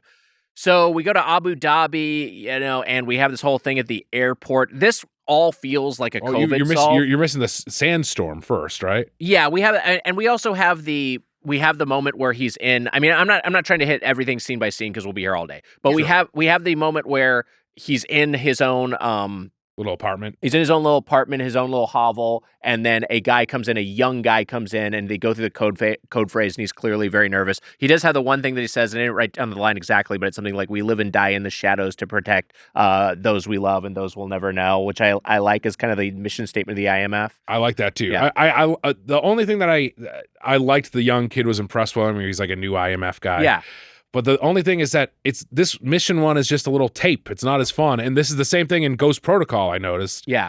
Ghost Protocol just has the phone. I like it when it's a more in-depth, because sometimes they deliver the message in like a crazier way. And this one is just on the little tape recorder. Yeah. Yeah, it's a little boring. It's a little boring. The best one is probably in Rogue Nation, where he gets the jazz record and the record's playing back to him. Whoa, Yeah, that's cool. I like Really that. good. Yeah, that's great. good. Which one's that one? That's number 5. That's 5. A good one. Cool. So I'm gonna go 7, 5, and then I'll figure out the rest. Honestly, you can bounce around. They're all good. Anyway, so yeah, he gets this mission. He's got to get half the key. Takes him to Abu Dhabi airport. What I was going to say is this feels very COVID-y, of just like, where can we shoot? What's a controlled location? It's like, I guess we'll shoot in a fucking airport. Yeah. But I think the set piece is very fun. I love them changing his face. I love the, like, in real time over the cameras to trick all the agents. Yeah. I love A nice swerve on the normal mask thing. And basically. they have Shea Wiggum and Greg Tarzan Davis Love as Shea these Wiggum. two Yeah, so characters. good. They're both great, and the just like these characters as these two, CAA guys. Are they CIA, FBI? What's their agency? Oh yeah, I don't know. That was kind of confusing. Yeah. I think they were CAA, but they at one point they give them a label that's like unknown mission force or something. Yeah, Like it's like There's some sort of government agents who are out there pursuing Tom Cruise, pursuing Ethan Hunt, and they're there, so they're like another element while he's trying to find. It's the CIA's clandestine services. So they're it part of is. the CIA. Ethan is trying, along with Benji and Luther, are trying to find the courier who has the other half of the key. They're going to exchange the key, but they also want to give him the key because they don't know what the key unlocks. There's too much fucking pipe laid here to actually go through all of it. But basically what's going on, they're trying to meet with this guy. He ends up being intercepted and killed because the courier, because also Gabriel, who we'll be introduced to, and Paris, who's Pom Clementiev's character, are also pursuing him. And but we also meet Haley Atwell's character here, Grace, who is a thief who we later learn was dispatched to try to steal the key. So there's just like a lot of moving pieces. There's a lot of moving pieces here right at the start, and also what's her name? Pom, I forgot her name. Clementiev. Pom Clementiev for the Paris. Yeah. Right. She's also in here too. She kills the guy who has the key. I mentioned her briefly. Yeah. There's more pipe laid here than Edward Penis hair. Yeah. Pretty good. You haven't done one yet, by the way. I'm just letting you know. Yeah, just whenever you're I'll ready, pick my just spot. make a joke and you point. Yeah, I'll pick my spot. So okay, so then we have this whole fucking thing, and this leads to the. Sounds pissed. No, it's just a lot. It's a lot. We It's get a lot. We have this whole fucking thing, which I like. I really like this movie. Then we go to, then from this we go to, do we go to the CIA or we go straight to the sandstorm? We go to I think we go to the sandstorm first. We were at actually. the sandstorm. Yeah. The sandstorm. Funny because they used the sandstorm in 4, so we're back at the Right, sandstorm. we're back. I We like got another Ilsa's. haboob. I like her eye Eye patch. Is really cool. Ilsa It's is cool. It's her best look. Yeah. She's got the eye patch She's hot. as a sniper. She's hot as hell. Yeah. She looks great, but it's also just like a really cool character design. Yeah. I love it. That And she's just sitting with that key yes. and like a bunch of guns in the middle of the desert waiting for everyone. Right. And then we also have the like I just love like all the horse soldiers. I Mhm. love that Ethan Hunt has his own But horse. how could she tell which one Ethan was? Everyone's heads are wrapped. She She almost doesn't does. know. Almost She almost does kill fucking him. kills him. She almost ices him. She until knows. he She reveals knows that it. he's there at one point because Yeah. he's like flashes her. He flashes That's why, with 'cause a of the little flash. compass or whatever. Yes. Right. So we have this. We have and then we have the mission briefing at the CIA, which is a super lengthy thing. And this is one of those things where I feel like that. Like, look, there's a great mask gag in here. The mask gag is mask. First of all, awesome. Kittredge is back, Kittredge is back, which I This- love. which you wouldn't know because Kittredge is back. Kittredge is back. We love Kittredge. there's a reveal in that scene, which is Kittredge is from the first movie, and so he is the CIA guy who everyone else gets Rob Delaney and everyone Yeah. else gets gassed. Yes. And Rob Delaney is back for the first time.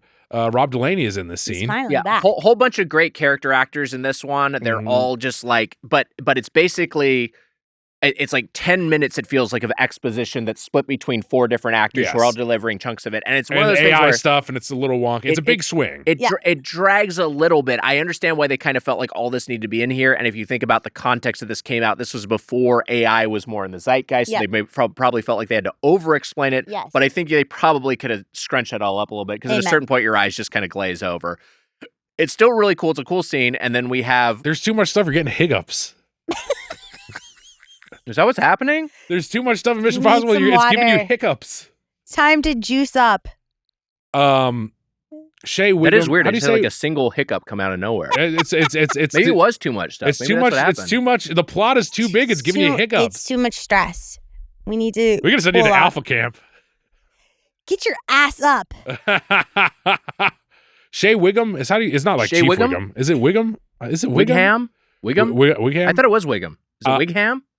I don't know. He I rules. honestly, I like him. He's and good. He's him really and him and his buddy. They're a fun duo. They are. They're really fun. Yeah. Jasper Briggs and Degas or Yeah, Degas. dig it. Yeah, Greg Tarzan Davis is the actor who I think was also in Maverick. I think that's why he's in this one. I okay. could be wrong. But a great name, Greg Tarzan Davis. I mean, come on. Ethan's lore has grown to, and I quote it here, he is the incarnation of chaos. Yes, Shea Wiggum has like a monologue where he talks about him, and he's just like he's a shapeshifter. Like he talks about he lays so many labels on him at once that makes him basically sound like a demigod. It's really cool. yeah. We have so the CIA thing goes on for a while, but we do have the great thing of just a great this character actor who is revealed to be Tom Cruise in a mask and who was like Kittredge's attaché, who is undercover has such a great look to him. Yeah. he's And great. uses his face so well. And then I just love how fucking Metal Gear it is when he puts the face mask on and then throws down the canisters that shoot out green smoke. I know. It's so cool. Green smoke is cool. The Green green smoke is smoke's cool. very fun. Yeah. Knocks everyone out. Why is it green? You think it stinks or what's the deal? I think it Why- smells. Yeah, I think it it's. stinks. I just think it's a bunch of farts that they put into a thing. That's Like what a it is. canister. Yeah, it's like a collected from a Doughboys live show. it's like a Minions gag. And they use the green gas more than once too, which is fun. It Look, is. it is very plot heavy, but actually as the movie goes on, it kind of opens up. So Yes. it's plot heavy up top, and there's a lot of exposition. Yeah. I but- love the phone call Kittredge takes where he's just basically like the guy's talking to like, sir, are you in trouble? No, no, thank you. That's fine. So he's Yeah. talking in code and he's like, sir, if you're in trouble, just hang the phone call up in the Very next well 5, done. 4, 3, and he just hangs it up. It's great. Yeah. He's like, how are you getting out of here? And then he has a Kittredge mask. So good. It's so good. It's I so screamed. funny. It rules. The amount of times I screamed at the masks, I was a full volume, like, The guy in your floorboard is like, keep it down. Fucking sleeping down here. yeah, we get in a lot of fights. Me and that guy. So we have this whole sequence, and then we have the reveal that Ilsa, who is marked as deceased in this sequence, is not actually dead. Yeah. We get the other side of the scene where Tom Cruise or Ethan Hunt shows that they have the moment where she's alive and basically tells her she's dead. They stage her death, which is fun. They put like a wig on a dead body and then light it all on fire at the sniper rifle. Did they put a wig? I thought one of the assassins was a woman that they placed up on the Oh, you think that's what it was? I think someone so. had long hair? I don't know if they just had a wig and then also. No, they went to the wig shop and they got the wig. There is like a braid, like if it is a woman, it's like the same hair as her because she's got like a long braid. Yeah. But my issue is that like if it was they set a fire, wouldn't the wig just burn up? I know. I mean, I think it's one of those things where it's trying to make it clear to the audience what's happening in The shorthand, visual, yeah. even though the logic of it actually, if it plays out, doesn't make 'Cause sense. if they're going to look at the DNA, it ain't going to match. Yeah. True. Anyway, they think she's fucking dead. They think she's fucking dead. She's fucking dead. Which we'll get to. They have a whole thing. So Grace is able to escape from the airport, and she's going to Rome. She's going to Rome. And then at the same time, there's a nuke that Benji has to go. Yes. Disable. They disable the nuke, which involves a long cryptograph that is him answering questions honestly. Which was honestly, You are unlike done. literally men would rather disable a bomb than go to therapy. Yeah, We would. I think so.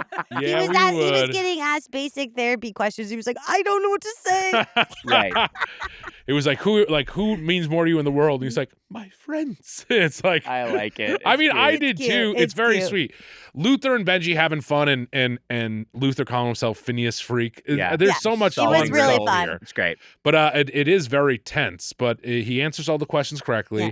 Is "You Are Done" as the last? No. What is Your the, Den is the start. is the start? And then what is the ending one? I forgot. Oh, the last one is It spells good luck. Good luck. luck, yeah. Thank you, Emma. Thank you, Emma. And then there's no bomb. The reveal is. There's no bomb. The entity was just fucking with him. Yeah. Yeah. It's great. Fucking entity. The fucking entity added again, but a huge relief for us. I was very relieved there. Yeah. We go to. I'm going to help you out here because I feel like I've just been making fun of you. And No, I it's great. We're We're going to Rome. We go to Rome. We're I off I to should Rome. have brought my notes. You're doing great. This is also we feel like we have to recap it when Yeah. we don't even have to recap it. Yeah. Have you ever been to Rome? Yeah, I have. So have I. When did you go? I went right before like a couple years before pandemic. Wow. A year or two before pandemic. I love Italy. I love it too. With Quincy kids, with the Quincy crew, not Quincy kids, with people my age from Quincy. You went with a bunch of kids? I did. I took a picture. There was a bunch of like high school kids taking a picture on the stairs, and they were like, "Come into it." And so I did take a picture on the stairs with a bunch of kids because they were like, they thought it was funny. Yeah. And it was right where the car chase happens. The little car way! where that little fountain is. No way. That is the truth. Did Those kids are. Did the kids think that you were Hagrid? He looks like wet Hagrid. What were you gonna say? I was my gonna say God. I was gonna make the exact same joke. so fucking funny. Should have just said it in unison. Have you? The producers desk go. Have you both been to Italy, or have either of you been to Italy? I have not been to Italy. I Yeah. would love to go The though. food's so. I've been to Italy, not Rome. Where'd you go in Italy? I went to Tuscany, Okay. Venice, and Florence. Did you see some fucking Merinos or something over there? Oh, of so course. nice.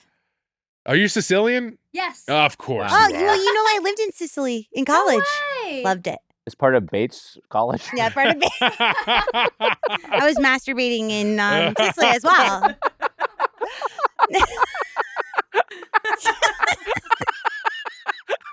You guys, this is so much trauma you're bringing up. Anyway, we get to Well- Rome. There's a whole thing with where she's arrested because they throw in a tip to stop her. She's got all these alternate identities. I love Ethan Hunt stepping out at like your lawyer is here and it's fucking Ethan Hunt. Yep. Yeah. I love Gabriel knowing all the details about this Italian guy who, of course, has a mistress Yeah. Yep. because it's all being Classic fed to him by the Italian. entity. Classic So Italian. classic. I like this line where Ethan says, "You gay." So he says, You gave the device to a man waiting his whole life to be noticed by a woman like you. And I just said, amen, brother. I really felt that moment. That guy is good, and he's also really well cast because he's so eager. Yeah, is exactly Yes. conveying that. Yeah. Yeah, he's nodding. Yeah, like big dumb guy nodding at. And she's like putting the key in his pocket like this. Right. Which I think does it even turn out to be the case? It's not, No, right? she still had it on She her. still had it on her. Yes. Okay. Which is kind of confusing that they show all that. It's very confusing. Well, Yeah. but this is like a Mission Impossible thing. They do it a few times in this movie where they show someone's idea of what's going to happen or what could happen, and they just have it play out as a scene. Yes. You And would then know later on- nothing about that, though. This is the other movies. Well, I feel like after watching one, I can speak to it because I did watch this one. They do that a lot. They do a lot. So they have anyway, this ultimately leads to an extended car I'm an chase. expert. An extended car chase in Rome, which is awesome. It goes on for a while, and they So switch long. cars. But I think it has a lot of really fun stuff.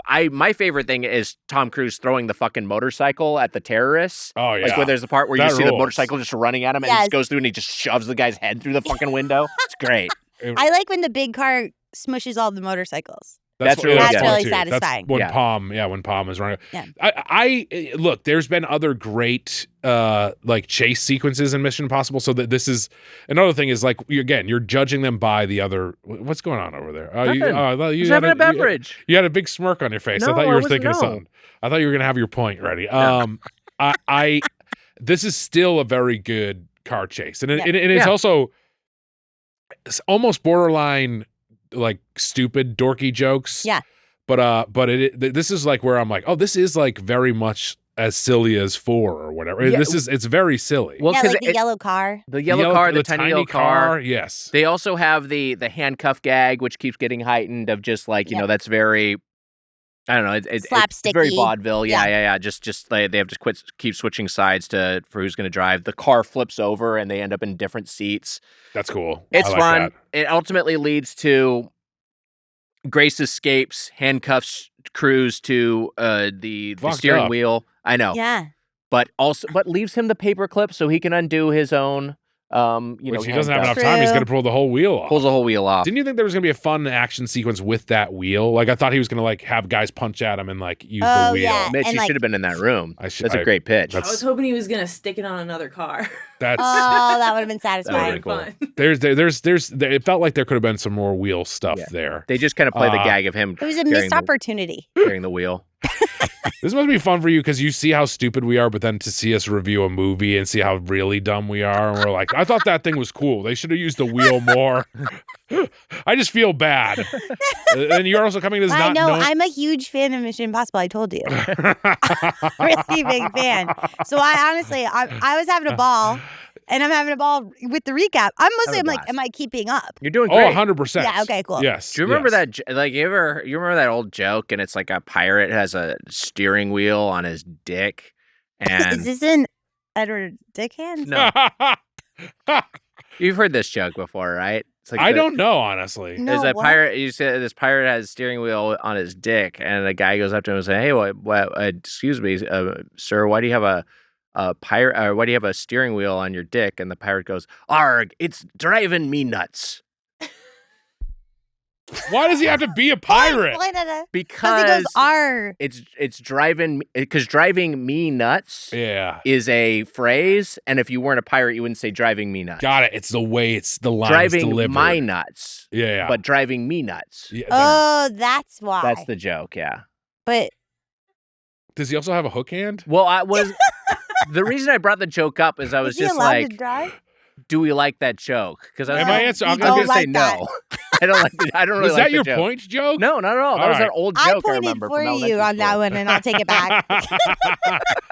Can I tell you? Yeah. I do like that joke. I think it's You good. know what? I remember this one from elementary school. That's good. What did 0 say to 8? What did 7. 0 say to 8? No, I don't know what. Nice belt.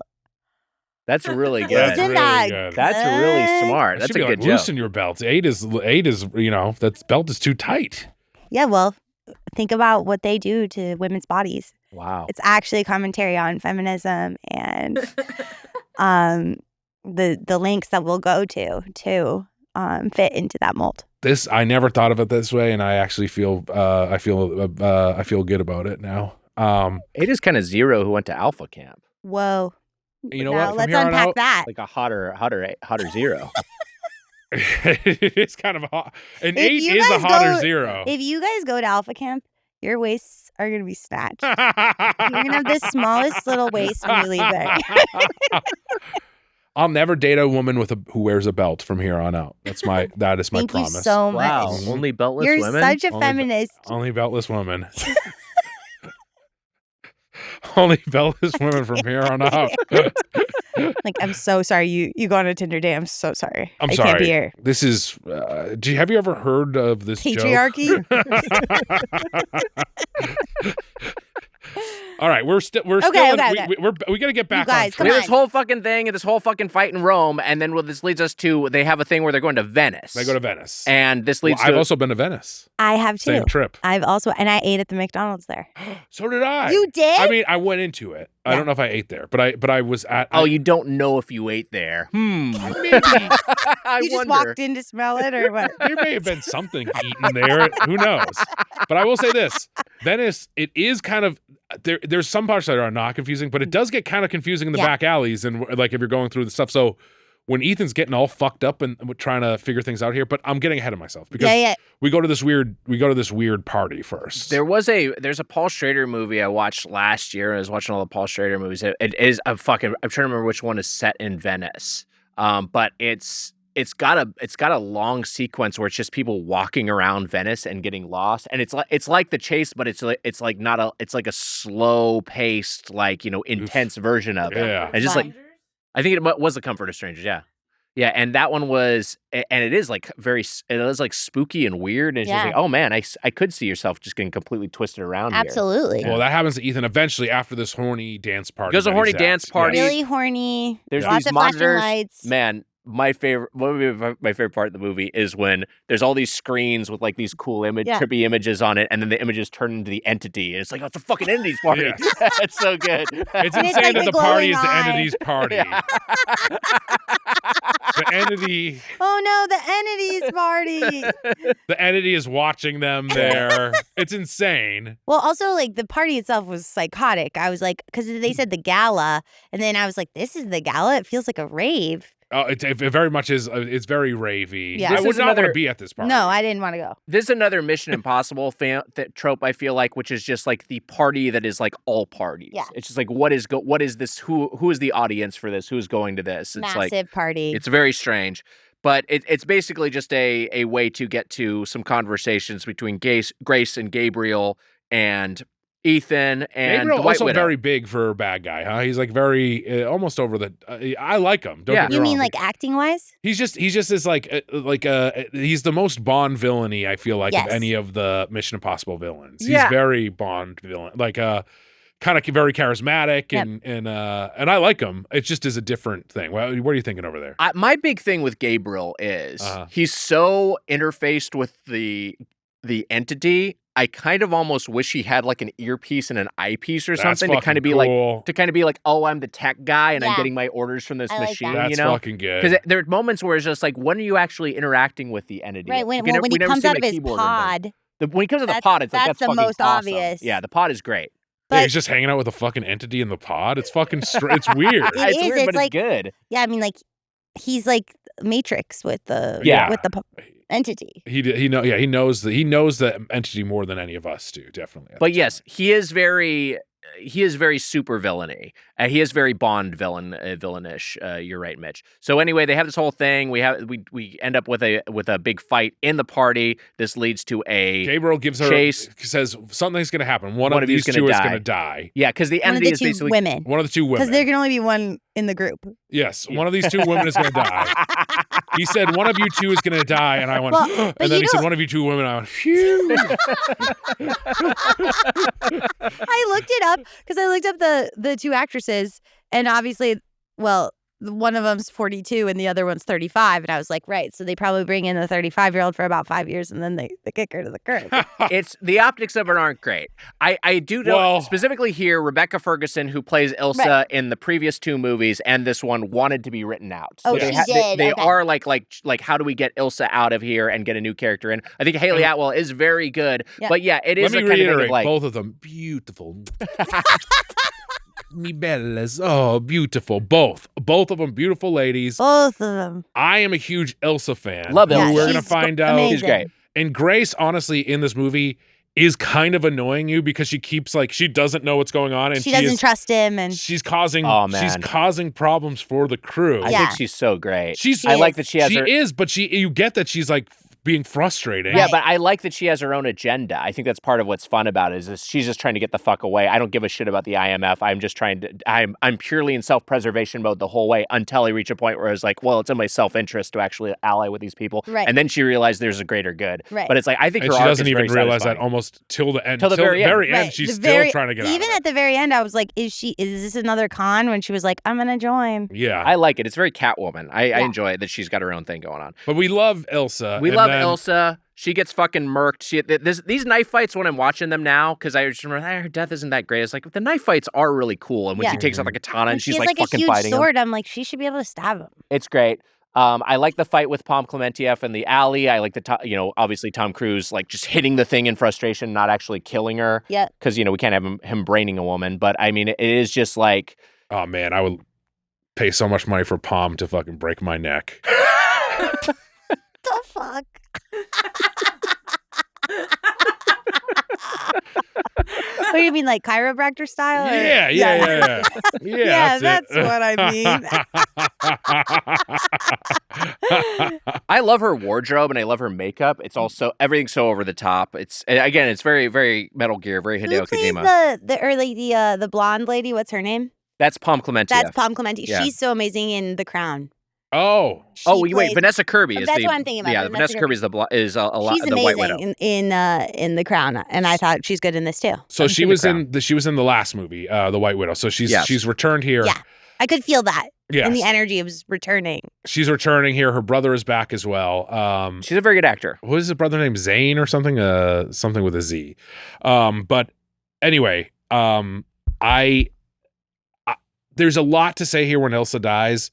We won't get into it. Ilsa is like Ethan's second love. Yeah, I could feel that, even though we never see them kiss. This is my whole thing. No, they never really do kiss. I don't think This is- they've ever progressed beyond holding hands like brother and sister. You don't think they've ever fucked? I don't think they've fucked. I think he is Volcel. I think that is the life that he has opted into since that he. Maybe I should join the IMF.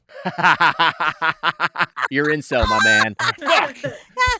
They reached a certain point, because after his marriage dissolved, I think he just was like, I can't get committed to, I can't get any sort of relationship anymore. I think he just has not had sex basically for 10 years. And Well, no wonder he needs to fight so much. yeah, but I don't think it I was feels like getting it out. there's a tenderness between them, but there's no actual passion, right? Yeah. Do you feel like they Yeah, actually have definitely. romantic Venice chemistry? No, I Canal don't stuff think they was sweet. I think that But it's They like don't sweet. have It's any like chemistry. yeah, it's like a Well, wholesome sweetness to I it. didn't- Cruz doesn't have any chemistry with her just in general, Yeah. but I do think that I get the sense, honestly, it's confusing here because when she dies, this is a complaint about the movie, Yeah. is that they didn't handle this death well. Yeah. It's not great, And it's not No, it's not great. good. And this is like another person this is like the other woman that Cruz loved. right. Even though we are retconned in this movie to show before he joined the IMF, there was another woman that got killed Right. by Gabriel that he seemed to love too. Right. Did you listen to Empire Magazine podcast with Christopher McQuarrie talking about this movie? No. So there's two things that touch on things we've already talked about. They're great. They're awesome listens. The first one is, so the entity, when the entity appears, there's like a little sound. Yeah. That was actually a note, I think, from Edgar Wright, because they were all watching these movies and they were noticing people were having trouble tracking the entity. And as soon as they made as soon as they made a little sound effect, people were like, oh, okay, I can lock into what this thing is. And it's just like, Good note by Edgar. yeah, Wow. it's a very funny sound design thing that does a lot of work for it, even though it's very goofy in the movie. The other thing is that when McQuarrie was hatching this flashback where Tom Cruise's old love, Ethan Hunt's old love, was killed many years ago, there was a moment when they were considering what if we got Julia Roberts and de-aged her? And Whoa. the idea was that, because like the only person who would be as famous as Tom Cruise in this time span was Julia Roberts. So cinematically, in order for that to have the same sort of gravity, it would have to be her. Whoa. And we digitally de-age her, and that would be what's happening in the flashback. And they decided against that ultimately because they were like, it doesn't matter how good the effect is. Once people see that it's Julia Roberts, they're going to be like, that's Julia Roberts, and completely take them out of the movie. Yeah. Right. But I kind of maybe would have liked that. It would have been fun. It would have been fun, but also I think the issue with it is you're like, what is this and what is So happening? you guys didn't Doesn't need even. a lot of I context for figured it. that was from another movie. No. All new So for the this whole movie. time It's I all was new. going, well, I didn't see that one. Yeah. This is part of the issue. Neither did we. This is No part one of- did. I don't like that. I think that that's a bad choice on their part. This Yeah. is part of the issue with this movie, self-contained as a movie, is that it was released as Dead Reckoning Part 1. And so it has a lot of Part 1 stuff. We're seeing stuff that's teased and not paid off. Yeah. And this is retcon in the new movie. It's not part 2. They did not call the next one Dead Reckoning Part 2. They've renamed this movie just Dead Reckoning, and the next movie is called The Final Reckoning. I think we're still going to get some resolution to this arc, but it is just within this. You're like, what is going on? Yeah. Kind of takes you out of it. It's Will also- Elsa be back? There's so many questions here that we don't know. Like the movies took too much time. She went and was in Dune. She's a great actor. Yeah. But Mission Impossible heads, Wags, you and me, we want Elsa back in some way. I want her back too. She's great. I I'm think one of that the heads also. you're an Elsa head. You're a Mission Impossible head. You've seen one movie. You're a Mission Impossible head. But Elsa, I think like they need to resolve because you don't even see Ethan dealing with it really. No. Like, and it's like he should at least have to be dealing with this more. And she kind of disappears. So I'm hoping that we get a surprise cameo ever in the next one. But I'm also We'll see. ready to not have one. And it just might not happen. What I was where I was about to land with this is this flashback is meant to establish the hatred that Ethan Hunt has for Gabriel. Yeah. Yes. But in a way, Mitch, it's less effective than what happens at the start of Rogue Nation, Yeah. when we have, now the name is escaping me, the bad guy in those movies who assassinates that woman, in the record shop. Who talks like this. Yes, yeah.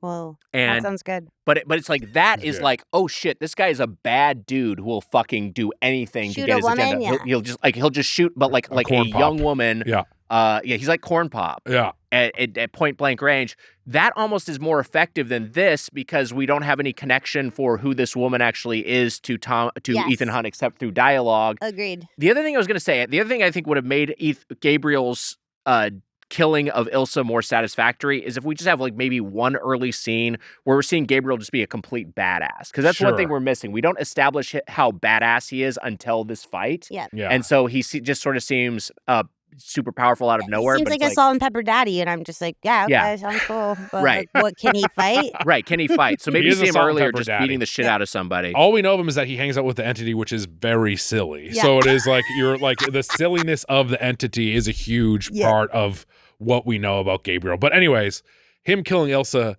a huge It's a part of bummer. it. They bring in Atwell to move things along here, and then there's going to be this big setup where they're going to try to get the key on the Orient Express. Wags. Now this is where I fucking lock in. Train stuff. Because I'm like, we got the choo-choo. You love Yeah. you love I a love train. the train. You I'm love like, a we're Is gonna have there a a big train train in set every piece. single one? Because I kind of feel like, based on my research, there is. There's a lot of train trains. There's a lot of fight in every trains. single one. One, the first Mission Impossible. So this is kind of fun bookend in a way, even though there's still another. Solomon movie Lane coming. is the villain from Solomon 5 and Lane. 6, of course. Sean Sean Harris, the actor. Oh. And Mission Impossible 1 has a huge train set piece, and Yeah. this is the other. I'm thinking through This is them. a bigger. This is a Bigger much train. bigger. Bigger This is a train. bigger train set piece. Are they really on top of that train? I think yes, and I think that again, this is like the CG mix here. That's like all the movies have to do this delicate dance, but when they're going through the tunnel and it's like the cave tunnel, you're like that looks very fake. But when they're out in the open, I'm like that looks like they were maybe on top of a train. I know, but then how would they be on top of that train? That's crazy. I don't know. I think they can do those things, right? I'm forgetting what is real, what is again. McCoy talked about this in the Empire podcast. So I think they do have some practical stuff on top of a train, but I think Wow. they also shot some stuff on a stage and composited it. Now, Orient Express. Yes, Were you they do thinking- actually crash a fucking train. That does happen at the end. That the train going over, Yeah. which could have been a model, it could have been CG. That's an actual train. Yeah. Jesus. Orient Express. did you think that we would maybe get an appearance from Detective Hercule Poirot? I was hoping for Hercule Poirot, the greatest detective in the world, to solve some sort of mystery. And those two meeting together? Yeah. When I wrote this last night, I wrote down Professor Clouseau, who is from Pretty Pink close. Panther. But think of all three of those guys. I Also got Inspector your Clouseau. text about that one too. I was hoping, again, the Orient Express, maybe we'll transfer over to the Polar Express and meet Santa. Oh my Ooh, God. That'd be a lot of fun. Or CGI Tom Hanks is in this too? Yeah, CG What Tom Hanks would be great. What about an evil Santa that Tom has to fight? I love That's pretty good. I love this. You pitching a Polar Trademark. Express sequel? Trademark. An evil Santa has not, even like Red 1 has Krampus in it, but Krampus joins their side, and Yeah. Evil Santa. Evil Santa. Yeah. Evil Santa's fun. There's bad Santa, but he's not actually Santa. Yeah, You know, he's just like, kinda No, horny. we need like Santa has been like abducted, and now we have evil Santa. yeah, like an Evil actual Santa's evil fun. Santa. and yeah. like you have to say good Santa. Is it one of the Santa Claus movies like that where they like take Santa, they kidnap him, and then it's like a robot Santa? kind of evil. This might Santa be Claus after 3 my with Jack Frost. Yeah, something, one of those. I think admitting to me knowing this would be trouble for me. I don't want to say that I know. You The didn't watch plot this line. with the kids in Rome? So there was a Carrie. How do you say his last name? Elwes. I've never known for sure. Elwes. I've never known for I sure. think it's Elise. Harry I looked it up, Elise. yeah. He has a betrayal here. So we're on the train. Yeah, we've already established him We're on the train. as the director of national intelligence. Right. So he's Yes. been established in the scene. He didn't even know about the IMF. That's how secret the IMF is. He's on the train. Kittredge is also on the train. And then we have the whole thing that we talked about earlier. We have a sequence where we're seeing how it should play out. Right. And then they're like, wait a minute, we can't actually do that. And then also one of the mask machine breaks and we only have the White Widow's mask. So And Haley then- Atwell is going in, Grace is going in as the White Widow. Yeah. Tom Cruise was supposed to go in, but he's just going to have to join the train a different way, which leads to him ultimately doing this motorcycle jump and landing via parachute. That is one of the funniest things when he crashes through the window and It's so knocks good. the He guy kicks out. the guy out. Yeah, it's great. You mentioned Vanessa Kirby earlier, Yes. and her acting is so good as she's kind of doing two different roles. She's doing herself Right. drugged, and then also doing Haley Atwell playing her. Right. And so she's just kind of like not sure how to exactly characterize herself and what she knows about herself. Exactly. It's really rad. It's She's so good. really compelling. She's great. Yeah. So Carrie always he like tricked. Mitch, can we get a Bella? Yeah, please? no, for what? Vanessa No, Kirby? no Yeah, come Bella on. for that? Mi bella. She gets both Thank arms. you. What Thank are you? you. Oh, you're kissing the arms. I'm when you kissing do her it. arms. I never know when you're going. You lean down low and you like. Oh, Where are you going? Yeah. God. And we know you don't do sorry. that. I was just trying to make sure I understood the object work. Mm. The object work was getting a little sloppy there. The arms are. So I'm sitting Well, here. she's standing, isn't she? Give me your arm, mi bella. How's that? How high on the arm are you? You going Only up to the where it's shoulder? appropriate. So Vanessa Kirby, yeah. So we have this whole thing, and then we have the interaction with Kittredge. Like as part of her negotiation, she's like, "I want the slate cleared for Grace as she's doing this as Still the White not Widow." giving in. Yeah. Still is trying to make deals. She's gonna get killed because the White Widow, actual White Widow, wakes up, six her men on him, or her men on her, and just as she's about to get murked, Tom Cruise, who has done the big jump off of the mountain, bursts through on his parachute. I guess we should talk about the jump real quick. Did he do that too? He did. Yeah, he did. Yeah, that felt Well, the real. kick through the window is like, I'm sure he did some version of that, or there maybe just was a stunt guy, but he does do the jump off the mountain. Jump off the mountain. He does. I do. There is a moment that I do. There's a joke I like, which is Simon Pegg, who's riding in his car, which is on self-drive mode, using his laptop, trying to find a way for him to get onto the train. And BMW self-drive mode. BMW self-drive I was mode. like, this is an ad. So 100%. Yeah. it might as well have been a commercial. But he goes like there's some- Tom Cruise has to jump off of the mountain, and he's like, what am I supposed to do? And Simon Pegg's like, I'm under a lot of pressure here. I was like, Yeah. oh, that's funny. That was cute. Yeah, I I was like also like, it made me be like, this is why you need human beings, because they're off the grid yeah. and sometimes humans get emotional. And isn't that beautiful? We don't want the entity. You don't want AI. And there's a lot of stuff that Cruise ties in. Like Fallout is very much about how Cruise has dedicated his life to movies and how he's an aging. And so is Top Gun is a lot about how he's an aging star. But like how he's and the world needs him. I mean, it's a lot. Yeah. How the world needs him. And this one is this battle against AI. Yeah. And for a movie that there is practical stuff there when he jumps off that motorcycle and skydives, he does do it. Yeah. It's fucking cool. It is cool. They just oversold a little bit in the marketing. Yes. One thing just to go back to that real quick, because we were talking about AI and we're talking about one thing that we glossed over earlier, which was just a moment that I like, is when they build the totally analog command center, because the entity is just overtaking all their computer systems. Mm-hmm. So they have the moment where, first off, earlier we see everyone on typewriters who are making hard copies of everything, and then we have the part where it's just like a bunch of like CRT monitors and it's connected to one old satellite that's never been connected to the internet. And it's like, oh, that's fun. Yeah, it's a fun thing to do. It's a good time. Yeah. It's great. I mean, look, like I was saying, I was tough when I first saw this movie, but it's a fun movie. I'm watching it now. This is fucking You're great. watching it through a virgin's eyes now, and you can see it's fun. That is good. true. Yes, thank you for your virginal eyes to watch this. I like that Weiger and I are creeped out at the end of the podcast. You somehow turned it on us. Wait, I think I might have one. Oh my God. Thank you for your virginal eyes. That's what the optometrist says to Mitch. I thought you were talking to our video watchers. No. Thank you for your virginal eyes. The video to the people watching the YouTube. Oh, that's good too. That's That good also would have been good. You know what? It worked. Yeah. Yeah, it was great. It Okay. was worth the wait, honestly. All right, I feel good about myself. We have Like a fatter fucking Babe Ruth. running really slowly around the bases, getting winded before base two. Oh my God. You're out somehow. Yeah, you took too long to get run home. around the bases. That fuck. I want to say just a couple quick things. So Cary Ewell's whatever, however you say his name. Can we look up how to say Cary? Is that the guy from Princess Bride? Elwes, yeah, he's the guy from Princess Bride.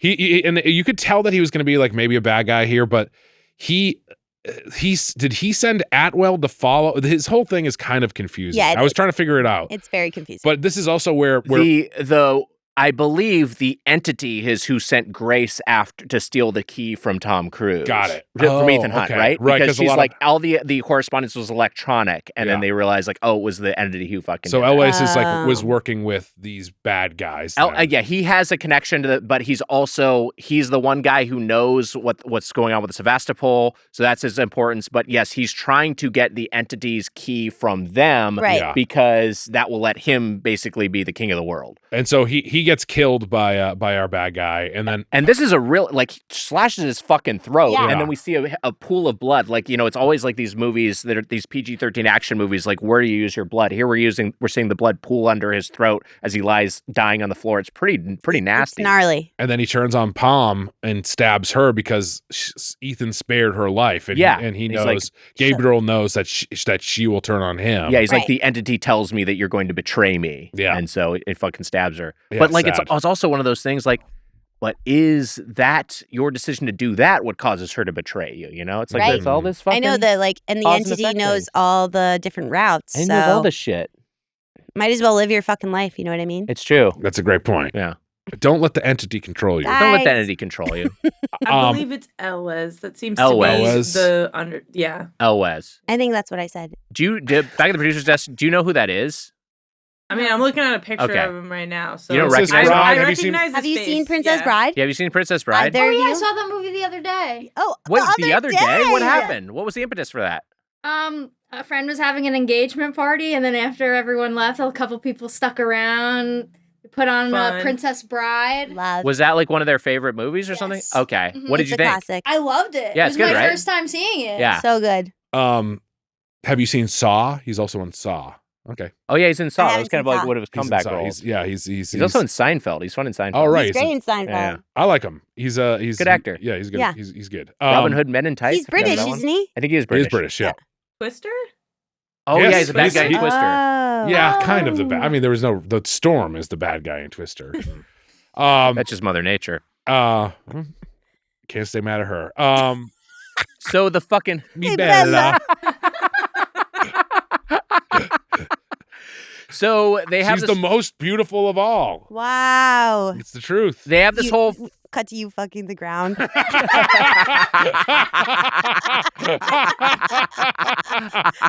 That's your pointer. That was So- damn good. they're what was I gonna say? Where were we? A little ground baby. Half me, half ground. Like Saltburn or whatever the fuck. So anyway, they have this whole fight on the train. Grace has to stop the train while Ethan has to go up and fight Gabriel. Gabriel has put the speed all the way up, knocked the controls Yes. off. The train is out of control. There's the transaction happening, and Grace has canceled the transaction, and she runs out with the key. That's when Tom Cruise comes through the window, and then they go up to the top of the train where Gabriel is with the key, because he gets the key after that crash through the window. They have a knife fight here. It goes on for a while. There's a bunch of ducking under overhangs and such. And then Shea Wiggum and Greg Tarzan Davis show up and put a stop to it. Hey, there's an opportunity for him to shoot Ethan Hunt. I like this a couple of times where he has the opportunity to shoot Ethan Hunt and he doesn't do it. And it's great. He just gets Ethan Hunt to stop, but Gabriel's able to escape at that point. But because of the yin and the yang, because Dega is telling him, like, don't shoot him or whatever. Yeah. But we didn't even talk about this. Cruise is doing magic a lot of the time. There's a lot of close-up magic in this. Oh my It's so God, good. we didn't talk about this. So good. It's And awesome. hilarious with the key, like, popping up or whatever, and then he, like, grabs... He was killing me. I think I nailed explaining it. No, it's really good. She does it later on the train. She does it too. It's very clear that Cruise learned magic. Like, And wanted to show it off. and he wanted to He went show to the it off. Magic But it's Castle really for the fun. first time, It seems and like then he got did. hooked, and this is what the movie became. And you know what? It works, and it's I pretty love it. cool. It's really fun. I like it. Does the whole thing with the keys, and then like the whole thing. Even though Gabriel gets off of the train as planned. Yeah, he just down to the falls off second. it. It's kind of cool. Down to the second I was watching, falls off of it into a waiting truck.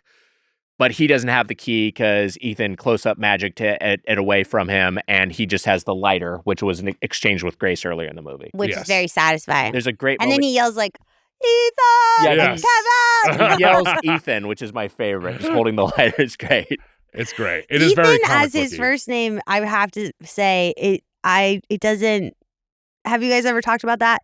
You gotta watch it from the first Ethan one. Hunt. Ethan Hunt is cool I as think hell. it's a pretty good name. No, Ethan to me is like a guy who he's like intellectual, hangs out, reads books at home.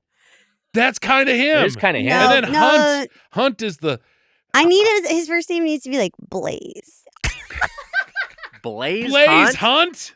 That's a different guy. Now we're yelling at you. You have to go home and watch these movies. Blaze Hunt. Blaze Hunt. That sounds like someone He who's in needs a Hunt new for Pink last name. October. He Blaze needs Hunt. he needs a new actually his last name will be Blaze. Okay, And his Blaze. first name You're missing Hunt? So Ethan Blaze? I would No, she doesn't like Ethan. Ethan, Get okay. rid of Ethan. She- His first name needs to be something cool. I Like- think it'd be cool if he had a Greek last name, like Yeah. Anastasio or something. I like that too. Blaze Blaze Anastasio? Anastasio? What are you Is this talking because about? you went to What a about fish concert? Blaze Blaze Anastasio instead of Trey Anastasio? Blaze Coleopoulos. Blaze Coleopoulos. I don't think Blaze Coleopoulos sustains this big of a franchise. Ethan Hunt. You want to change Ethan Hunt is to good. Blaze Coleopoulos? I don't like Blaze Coleopoulos as much. I think Ethan Hunt kind of works because it's like an unassuming name. You don't hear like someone Right. say Ethan and you're I like, that know, guy's gonna kick but- my ass, but he like will. Ethan Hunt. The Hunt don't is the. No, the Hunt is okay, fine for the Hunt, but the Ethan, no. It's like it needs to be like more Ethan Hunt. He's searching for stuff. Okay, so let's take a very neutral name, your neutral common name, John Hunt. Is that better? Is John Hunt better than Ethan Hunt? I know a John Hunt, so I'm too triggered. Okay, what about Is that true? Yeah. what about And Daniel? I know a Will Hunt. Daniel No, Hunt? Daniel, no, I'm sorry. Trevor Hunt. Ew, Trevor, no. Kyle Hunt. No. This all. I don't like this Hunt stuff. I don't like. I like Ethan Hunt. Maybe- Nathan Hunt. No thin. No thins in there. Okay. We'll crack this. Yeah, maybe like I said, Blaze. Blaze Hunt. We're back to Blaze Hunt. Blaze Hunt. I don't think Blaze You on mean, is like, the answer. Just more of a power name. Well, actually, look up some porn star men's names. You're just. It sounds like Look up some porn names. star men's names. I feel like we'll find it in there. Look, the lighter happened. Maybe like Scooter. Scooter Hunt. Kurt. Scooter Hunt. Kurt. Scooter. Kurt. Scooter is a Muppet. Kurt Hunt. Kurt Hunt. Okay, Kurt John. Hunt voted for This Trump. all sounds like roast Jack jokes. Hunt. Jack Hunt, I Jack like better. I would rather. They like all Jack. sound borderline bad. I don't like this. Some of the classics of porno. We got John Holmes, of course, Peter North, much reference on the podcast. Rocco Siffredi, Harry Reams, Manuel Ferrara, Nacho Vidal, James Peter Reams, see, Dean, they all sound like borderline James dirty Dean. names. Lexington Ethan Steele, Hunt is clean and Mr. good. Marcus. James Hunt. James Hunt sucks. Johnny Sins. Jim Hunt. Mick Hunt. Mick Hunt. There is a Mick Blue who's a porno actor. Hunt. Like, so close. Like my cunt. Mick That's- Hunt. that's- Mick Hunt. This is what we were afraid of. This is what I was afraid of the entire time. But Look. Mick Hunt sounds horrible. Mick Hunt. Mick Hunt. Mick Hunt. McDonald's Yeah. fucking dirty month. For the rest of the McDonald's Australia has the Mick Hunt. Oh my god. Okay, well now we have to refer to him as Mick Hunt throughout the rest of Mick, the all right, Okay, so fine. Mick You know what? Hunt- Fine. For the last 5 minutes of this podcast, of the recap. Mick Hunt is able to escape. And he has the moment where this leads to the train plunges over the edge. he says to Wiggum, and he's like, hey, trust me, people are gonna die if not for me. Yes, And I also then Wiggum and Degas like help him. they go to help And everybody. I yeah. love that this is a good character thing of like Yeah. you see Degas being like, all right, ladies and gentlemen, please move to the back of the stage. And Wiggum's like, pow, pow, everyone Yes. get to the fucking back of exactly. the train. It's It's great. So It's such a good. great character contrast. That happens earlier too when they're sneaking into the party. The two of them. I love those guys. I think they're a great addition to the franchise. I'm excited to see them in the next one. I've heard a rumor that they joined the team. Whoa. Stop. Wow. We'll know by the time this episode is out. Well, they know Did you the think- government's corrupt, so Well, Anyway, did you They guys might- like my gun noises? yeah, they were good. What was your favorite gun noise to make as a kid? I like doing like a machine gun. We'll take this question. The boys will take this. I one. will do the next Mitch one. literally sent a What? voice memo last night that was just 1 second long of a lightsaber. That is true. I think I got that text too. It was to You just Casey and went, saw. zoom. I went. Vroom. I'll play it. I like doing like a Yeah, I like that too. That's the most fun. yeah. is pretty good, but that's Yeah, pretty it's really good good. too. I can't do that one. A single, yeah, like a ricochet. yeah, that's one too. Yeah, that one's pretty good. It sounds like you're making shit noise. All right. This one's good. This one's good too. Yeah, that's probably my favorite gun noise. So. All right, let's see if I can find this noise. But Man, what- I did. This is just the worst thing to possibly say in memory, like to tell the story of. I mean, we were talking about dreams earlier too, so whatever the fuck. Yeah. But he was an improv scene I did years ago with Jim Woods, who is always like one of the funniest improvisers. But it was like a gun, but when he fired it, would made fart noises. Like it was so funny. I would have died. And then it reached a certain point where he shot it and didn't make a noise, and then just went SPD. Oh no! As an SPD. He's a very funny man. Jesus Christ! I said, unless I go to an 11:15 p.m. show tomorrow night of Revenge of the Sith. Yeah. Right? That's 3. Yeah, Yes. that's 3. And I said, which maybe I do. And Casey said, I'd fall asleep. And I said, you'd wake up as soon as that lightsaber was unsheathed. God damn it. That was it? That was it. Literally. That was it? That sounded like a fart. It sounded like a fart. These sound like farts. It sounds more like a fart than a fart Like noises. farts.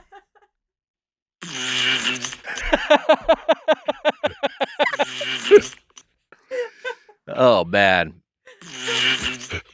So That sounds like a bunch fart. They move the passengers to the far end of the train. The Oh front my end God. goes over. This is another thing. The Empire Magazine podcast. McQuarrie talks Lost about our how mind in here.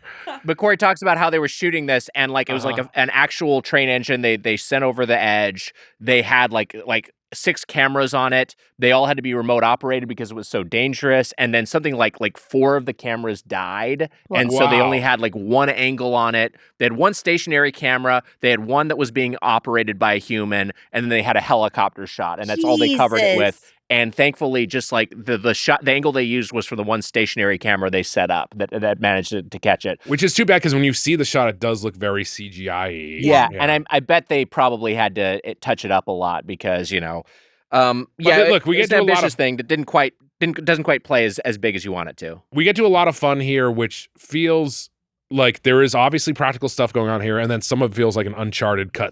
It's so Uncharted when they're Yes. where they're just scaling. I mean, this is an Uncharted 2 level when they're scaling the train that's hanging over the side. Yeah. But I do think it's really fun. It's really cool. The piano bit is great. Piano When the bit's piano great. is holding on by like a thread, which is crazy. The part where he's like, "Trust me, hold on," and then Palm comes in and pulls him back up is great. Okay, I'm remembering Palm there's comes one back. thing that didn't work where when she's in the front of the train trying to stop it or whatever. Yeah. And then he finds her in there. Hunt. McCunt, yeah. He finds her in there. And she's like just sitting. And she's like, I couldn't get it to stop. Oh, right, yes. And I'm like, you're just sitting? Yeah. That didn't work for me. She does seem, I mean, I'd want to sit at some point. Yeah. I get it. Well, and also, but it makes sense now because she had to scale that whole train. So she needed her rest. She needed rest. Yeah. He has the speed wing, which he uses. Tom Cruise when they get to the front, the top. It looks like Palm is going to die, but she does tell him Sevastopol. He figures out from the language that she's saying. I think she's talking in French. It does feel like she's going to die, and then even at the end, they're like, "She's alive. She's got a pulse." Yeah, she's they coming. make sure She's coming back. But Sevastopol. He's like, the city. What's going on in the city? And then learns it's a submarine. He speed wings the fuck out of there. There's only one for him, not one for Grace. But Grace is like, this was the plan all along. She's on board now. Again, this is the part where we have what I mentioned earlier, where Shea Wiggum has opportunity to shoot him and doesn't do it. Yeah. He's piecing the fuck out of there. And then she says to Kittredge what Tom Cruise had told her to say, which is that, I choose to accept. And he's like, basically, okay. She's about to join the fucking IMF. There was a moment that happened earlier that I meant to reference, which is a Luther scene. And Luther's just basically like, they're always trying to justify that in these movies. If you watch more of these, Lily, you'll see this. There's always the part where Bing Rames clearly doesn't want to do the action stuff. Yeah. And so there's a part where they're about to do this big action set piece, and Luther's just like, this is where I leave you. And it's just like, this is where I exit the movie because I'm not going to do any of Which that he shit. so easily could just be in a van somewhere. Yeah, being yeah, like, yeah. I unlocked the train door. Right, You know what I mean? exactly. But he's like, I need to work offline to beat the entity. So I was like, so I'm just going to disappear from the last act of the movie. Oh my It's God. great, though. I love so it. good. He's the best. I mean, that's what as an actor, that's what I would want. It seems nice to, you still get to be in the big action movie, you're not running around. Yeah. And I love great. it. Ideal. End of part 1 is what we're left on here. Did you like that? Did you like Palm saving them at the end there? I liked it. I liked it too, but I don't know. I felt like it maybe should have been a bigger moment or someone different. I don't know what Definitely it is. seemed like she would have been dead with that whole knife in her inside of her. 100%. In pictures of the new one, she's got a little knife scar down the belly. So she's still alive, right? Because they say she was still breathing. Yeah, they say that at the end, That's yeah. right.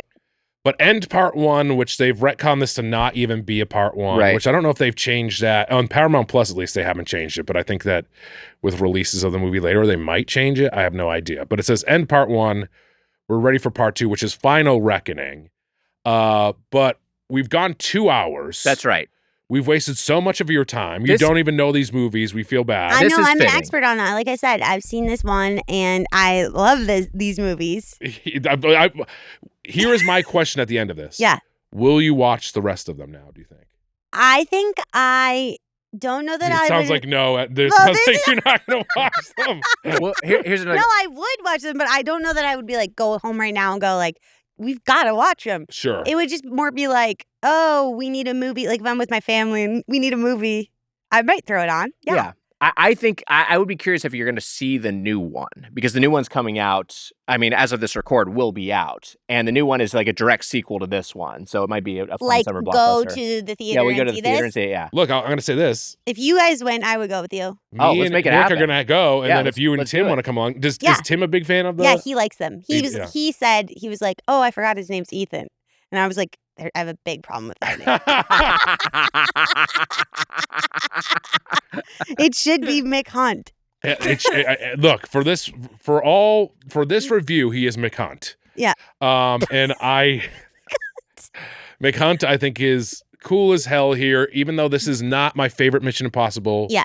Rewatching it, I thought it was really good. Yeah, I liked it. It's really compelling, and I really like all the AI stuff, and I really love all the I love all the Kojima stuff is just great. I think this is I think it's still a wonky outing in a way, Yeah, but it's a it's a little COVID wonky. movie. Yeah. and just like it must have been impossible to make, because you hear Right. about all the stories, and there were moments where like, they sent Vanessa Kirby to quarantine because they were doing all like the COVID protocols. So she God. went to quarantine for like however long, 7 days, 14 days. And then they didn't even use her. They just sent her home because the way it was man. scheduled. And there's things like that where it's just like, the production must have been such a nightmare that they even made a comprehensible movie, let alone a pretty good action movie. To me is Jesus. like, it really impressive. I guess we should rate this out as something. What do we got? We got The Entity. Okay. We've got, masks. We got masks. We got masks. We Always have masks. We have ranked this out of, but is there anything in the? We could rank them out of McHunt's Yeah, We could rank them out of McHunt's. McHunt or penis fingers. penis fingers. Penis Fingers yeah. is pretty good. What else do we got? We got the Motorcycles. we got all the motorcycles. We got the submarine. We got the little keys. Oh, magic. Key halves. Magic's pretty good. We rank it on 1 to 5 magic. Yeah, 1 to 5 magics. Disappearing keys. Disappearing keys is pretty good. Disappearing. 1 to keys. 5 disappearing keys. 1 to 5 disappearing keys is very fun. Okay, and your rating is how magical it is. Okay. I think it's still a very magical movie. Me too. I'm not going to go. Should I I'll go first? I'll go first. I mean, you can if you want. I'm going to go first. Why You the can go fuck for it. not? Wow. I That's the alpha I like to see. I feel like the number 8. I went into this when I saw this movie. I was a little disappointed. We saw so much of that stunt where Cruise rides off the motorcycle and parachutes in. I still, on the rewatch, I liked it more because the pressure of it being a Mission Impossible movie wasn't there. You should watch Fallout because it's so good. Okay. 4, Ghost Protocol and Fallout are so good. You should watch, and you could just watch 4 and then 6 and be like, but if you watched 4, 5, and 6, I'd be caught up. you'd be caught up. Honestly, if you watched 1, 4, 5, and 6, 1, 4, 5, and 6. I think you're good. Right. And 3's not bad. Yeah. People like 3. 3's good. And 2's bad. 2 is you could skip. Okay. You can skip 2. I think you can watch all of them, but I would skip 2. I would honestly also say you could just like start with 4 or 5 and just skip 1, 2, and 3. I think 4, 'cause they're all 5, very 6. contemporary. 4, Yeah. 5, 6, and then you'll be good to go for 8. But when also you and you'd be Tim good- join us. You'd be good to go with 8 just without seeing any more. This is a direct sequel. That's true too. Yeah. I mean, whatever the fuck you want to do. Whatever you want to do with your keep life. telling me what to do. We sit down in the theater and they're like, McHunt, and like they changed his name to McHunt. I still think that this is a very solid, fun action movie, and it still is better than almost so many of these movies. And I do think that this is my third from the bottom. I think that I like 2 less than 3. I think I maybe like less than. I think I like 3 less than this one. Even I like 3. Yeah. But does it make it to 4 disappearing keys? I'm not sure. It's out of 5? Out of 5. Out of 5. Yeah. I think I'm gonna give it 4 disappearing keys. Wow. It gives it on this rewatch. I think before I'd say like 3.75, but Yeah. I think it's like 4 disappearing keys for me. A very solid movie. And then one thing we didn't talk about is that I think Lorne Balfe, who did the score for this one. Yeah. And I said this in a text with you and Griffin, but I said, and David Sims, but I said, I think he eats what's his name? Michael Giacchino? Michael Giacchino. I said, I think he eats Michael Giacchino's lunch. And Griff said, that's a little too much. But I think Lorne Balfe is really, really He's great. good in these. These are good score. Obviously, it was a Doughboys guest scored the Tomorrow War. Yeah, he did the Tomorrow War. But he, I think his scores for the Mission Impossibles are great. I think they are. Giacchino does good scores. Danny Elfman does a score for one of these. I think that he does the best job of synergizing his sound and the elements of Mission Impossible, the existing because they things don't like want it to all be like ding, ding, ding. No, yeah. Ding, ding. No, you want some distinct scoring in there, and Lorne Balfe not returning for the new one, but a couple of Balfe proteges are scoring it. So I trust that they'll do a good job. Yeah. Probably Lorne Balfe approved as our guess. Wow. So but you give four. Yeah, four out of 5 disappearing keys. You land on 4 disappearing keys. I'll let Lily close it out. I'll go real quick. I guess the question is how many disappearing keys am I going to have? Holy shit! In this one. Oh my god! And I don't even think you could edit that to look good. That is some Nick Hunt shit. I think you Mike Dorfman you'd have to like freeze frame him with the key in his hand. Really? Because I thought it was pretty good.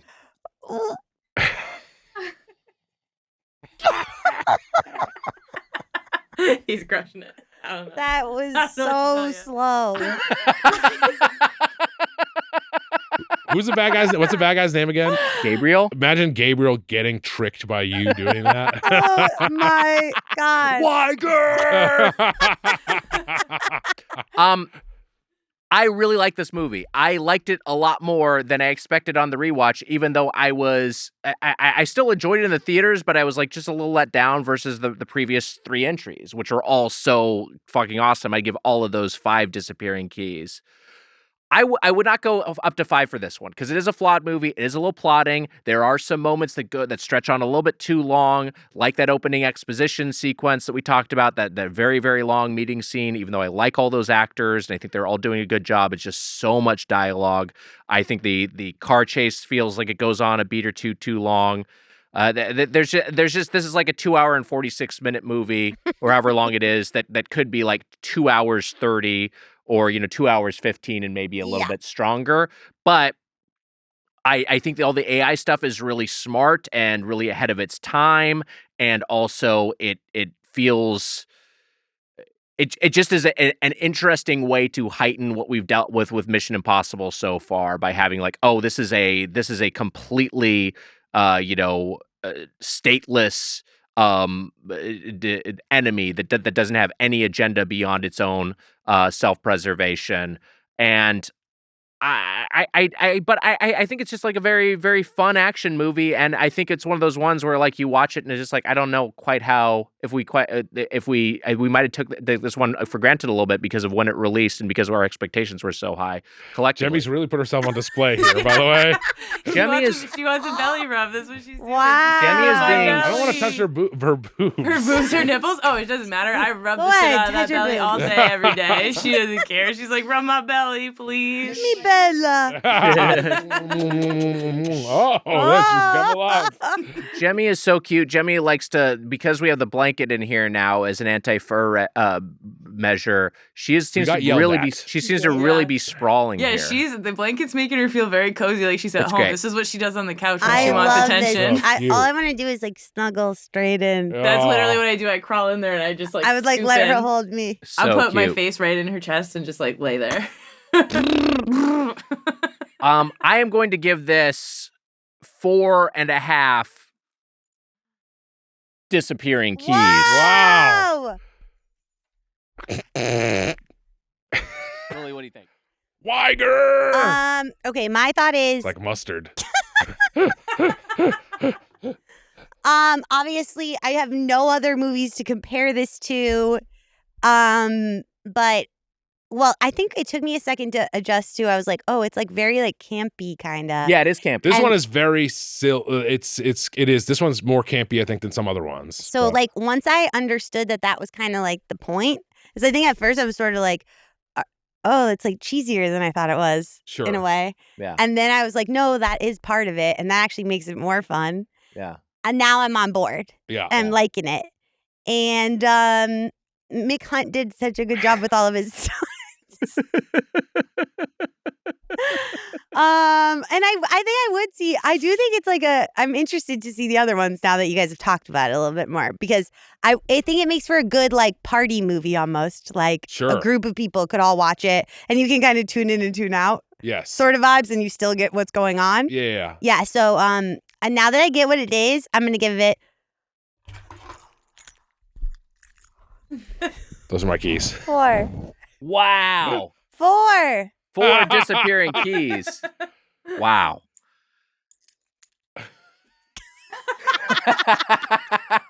That was dazzling. Those are my keys. I have to Those go are behind the not my couch and get them. Go ahead and put your soda back here too.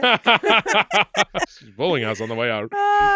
Next week on Mayssion Impoddoughble, we will be reviewing Mission Impossible: The Final Reckoning. Wow. The final Mission Impossible film possibly ever, possibly the end of Mick Hunt. We'll see. Might be the end of McCunt. And it's funny enough, each of as we've done each Doubles episode, these movies have so much crammed into them that our episodes have gotten longer. They have gotten longer, and this now is the longest one. Will the final one be the longest episode? I don't know. It might be the longest yet. We will see. We'll see how much we have to say about it. I bet it'll be a bunch. Lily Sullivan, what a treat to have you on here. Thank you so much for watching this movie. Thank you for taking your first, sharing your first Mission Impossible experience with us. Yes. Yeah, honestly, I feel like deflowered. I feel changed. I feel excited.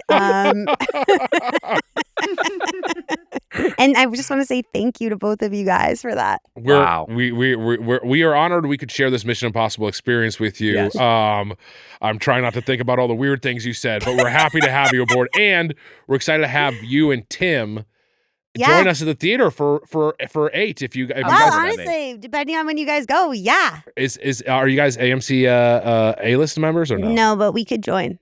You don't have to join. The Doughboys will buy your tickets. Yeah. What? That's true. It would be an honor and a privilege. Wow. Lily, anything you would like to plug? I would love to just plug CBB World. I have 3 podcasts on there. So, Hey Randy, Going Deep, and This Book Changed My Life, which Mitch shows up on. Yes. Yeah. And you show up on Going Deep. That's right. So, yeah. And then, I don't know.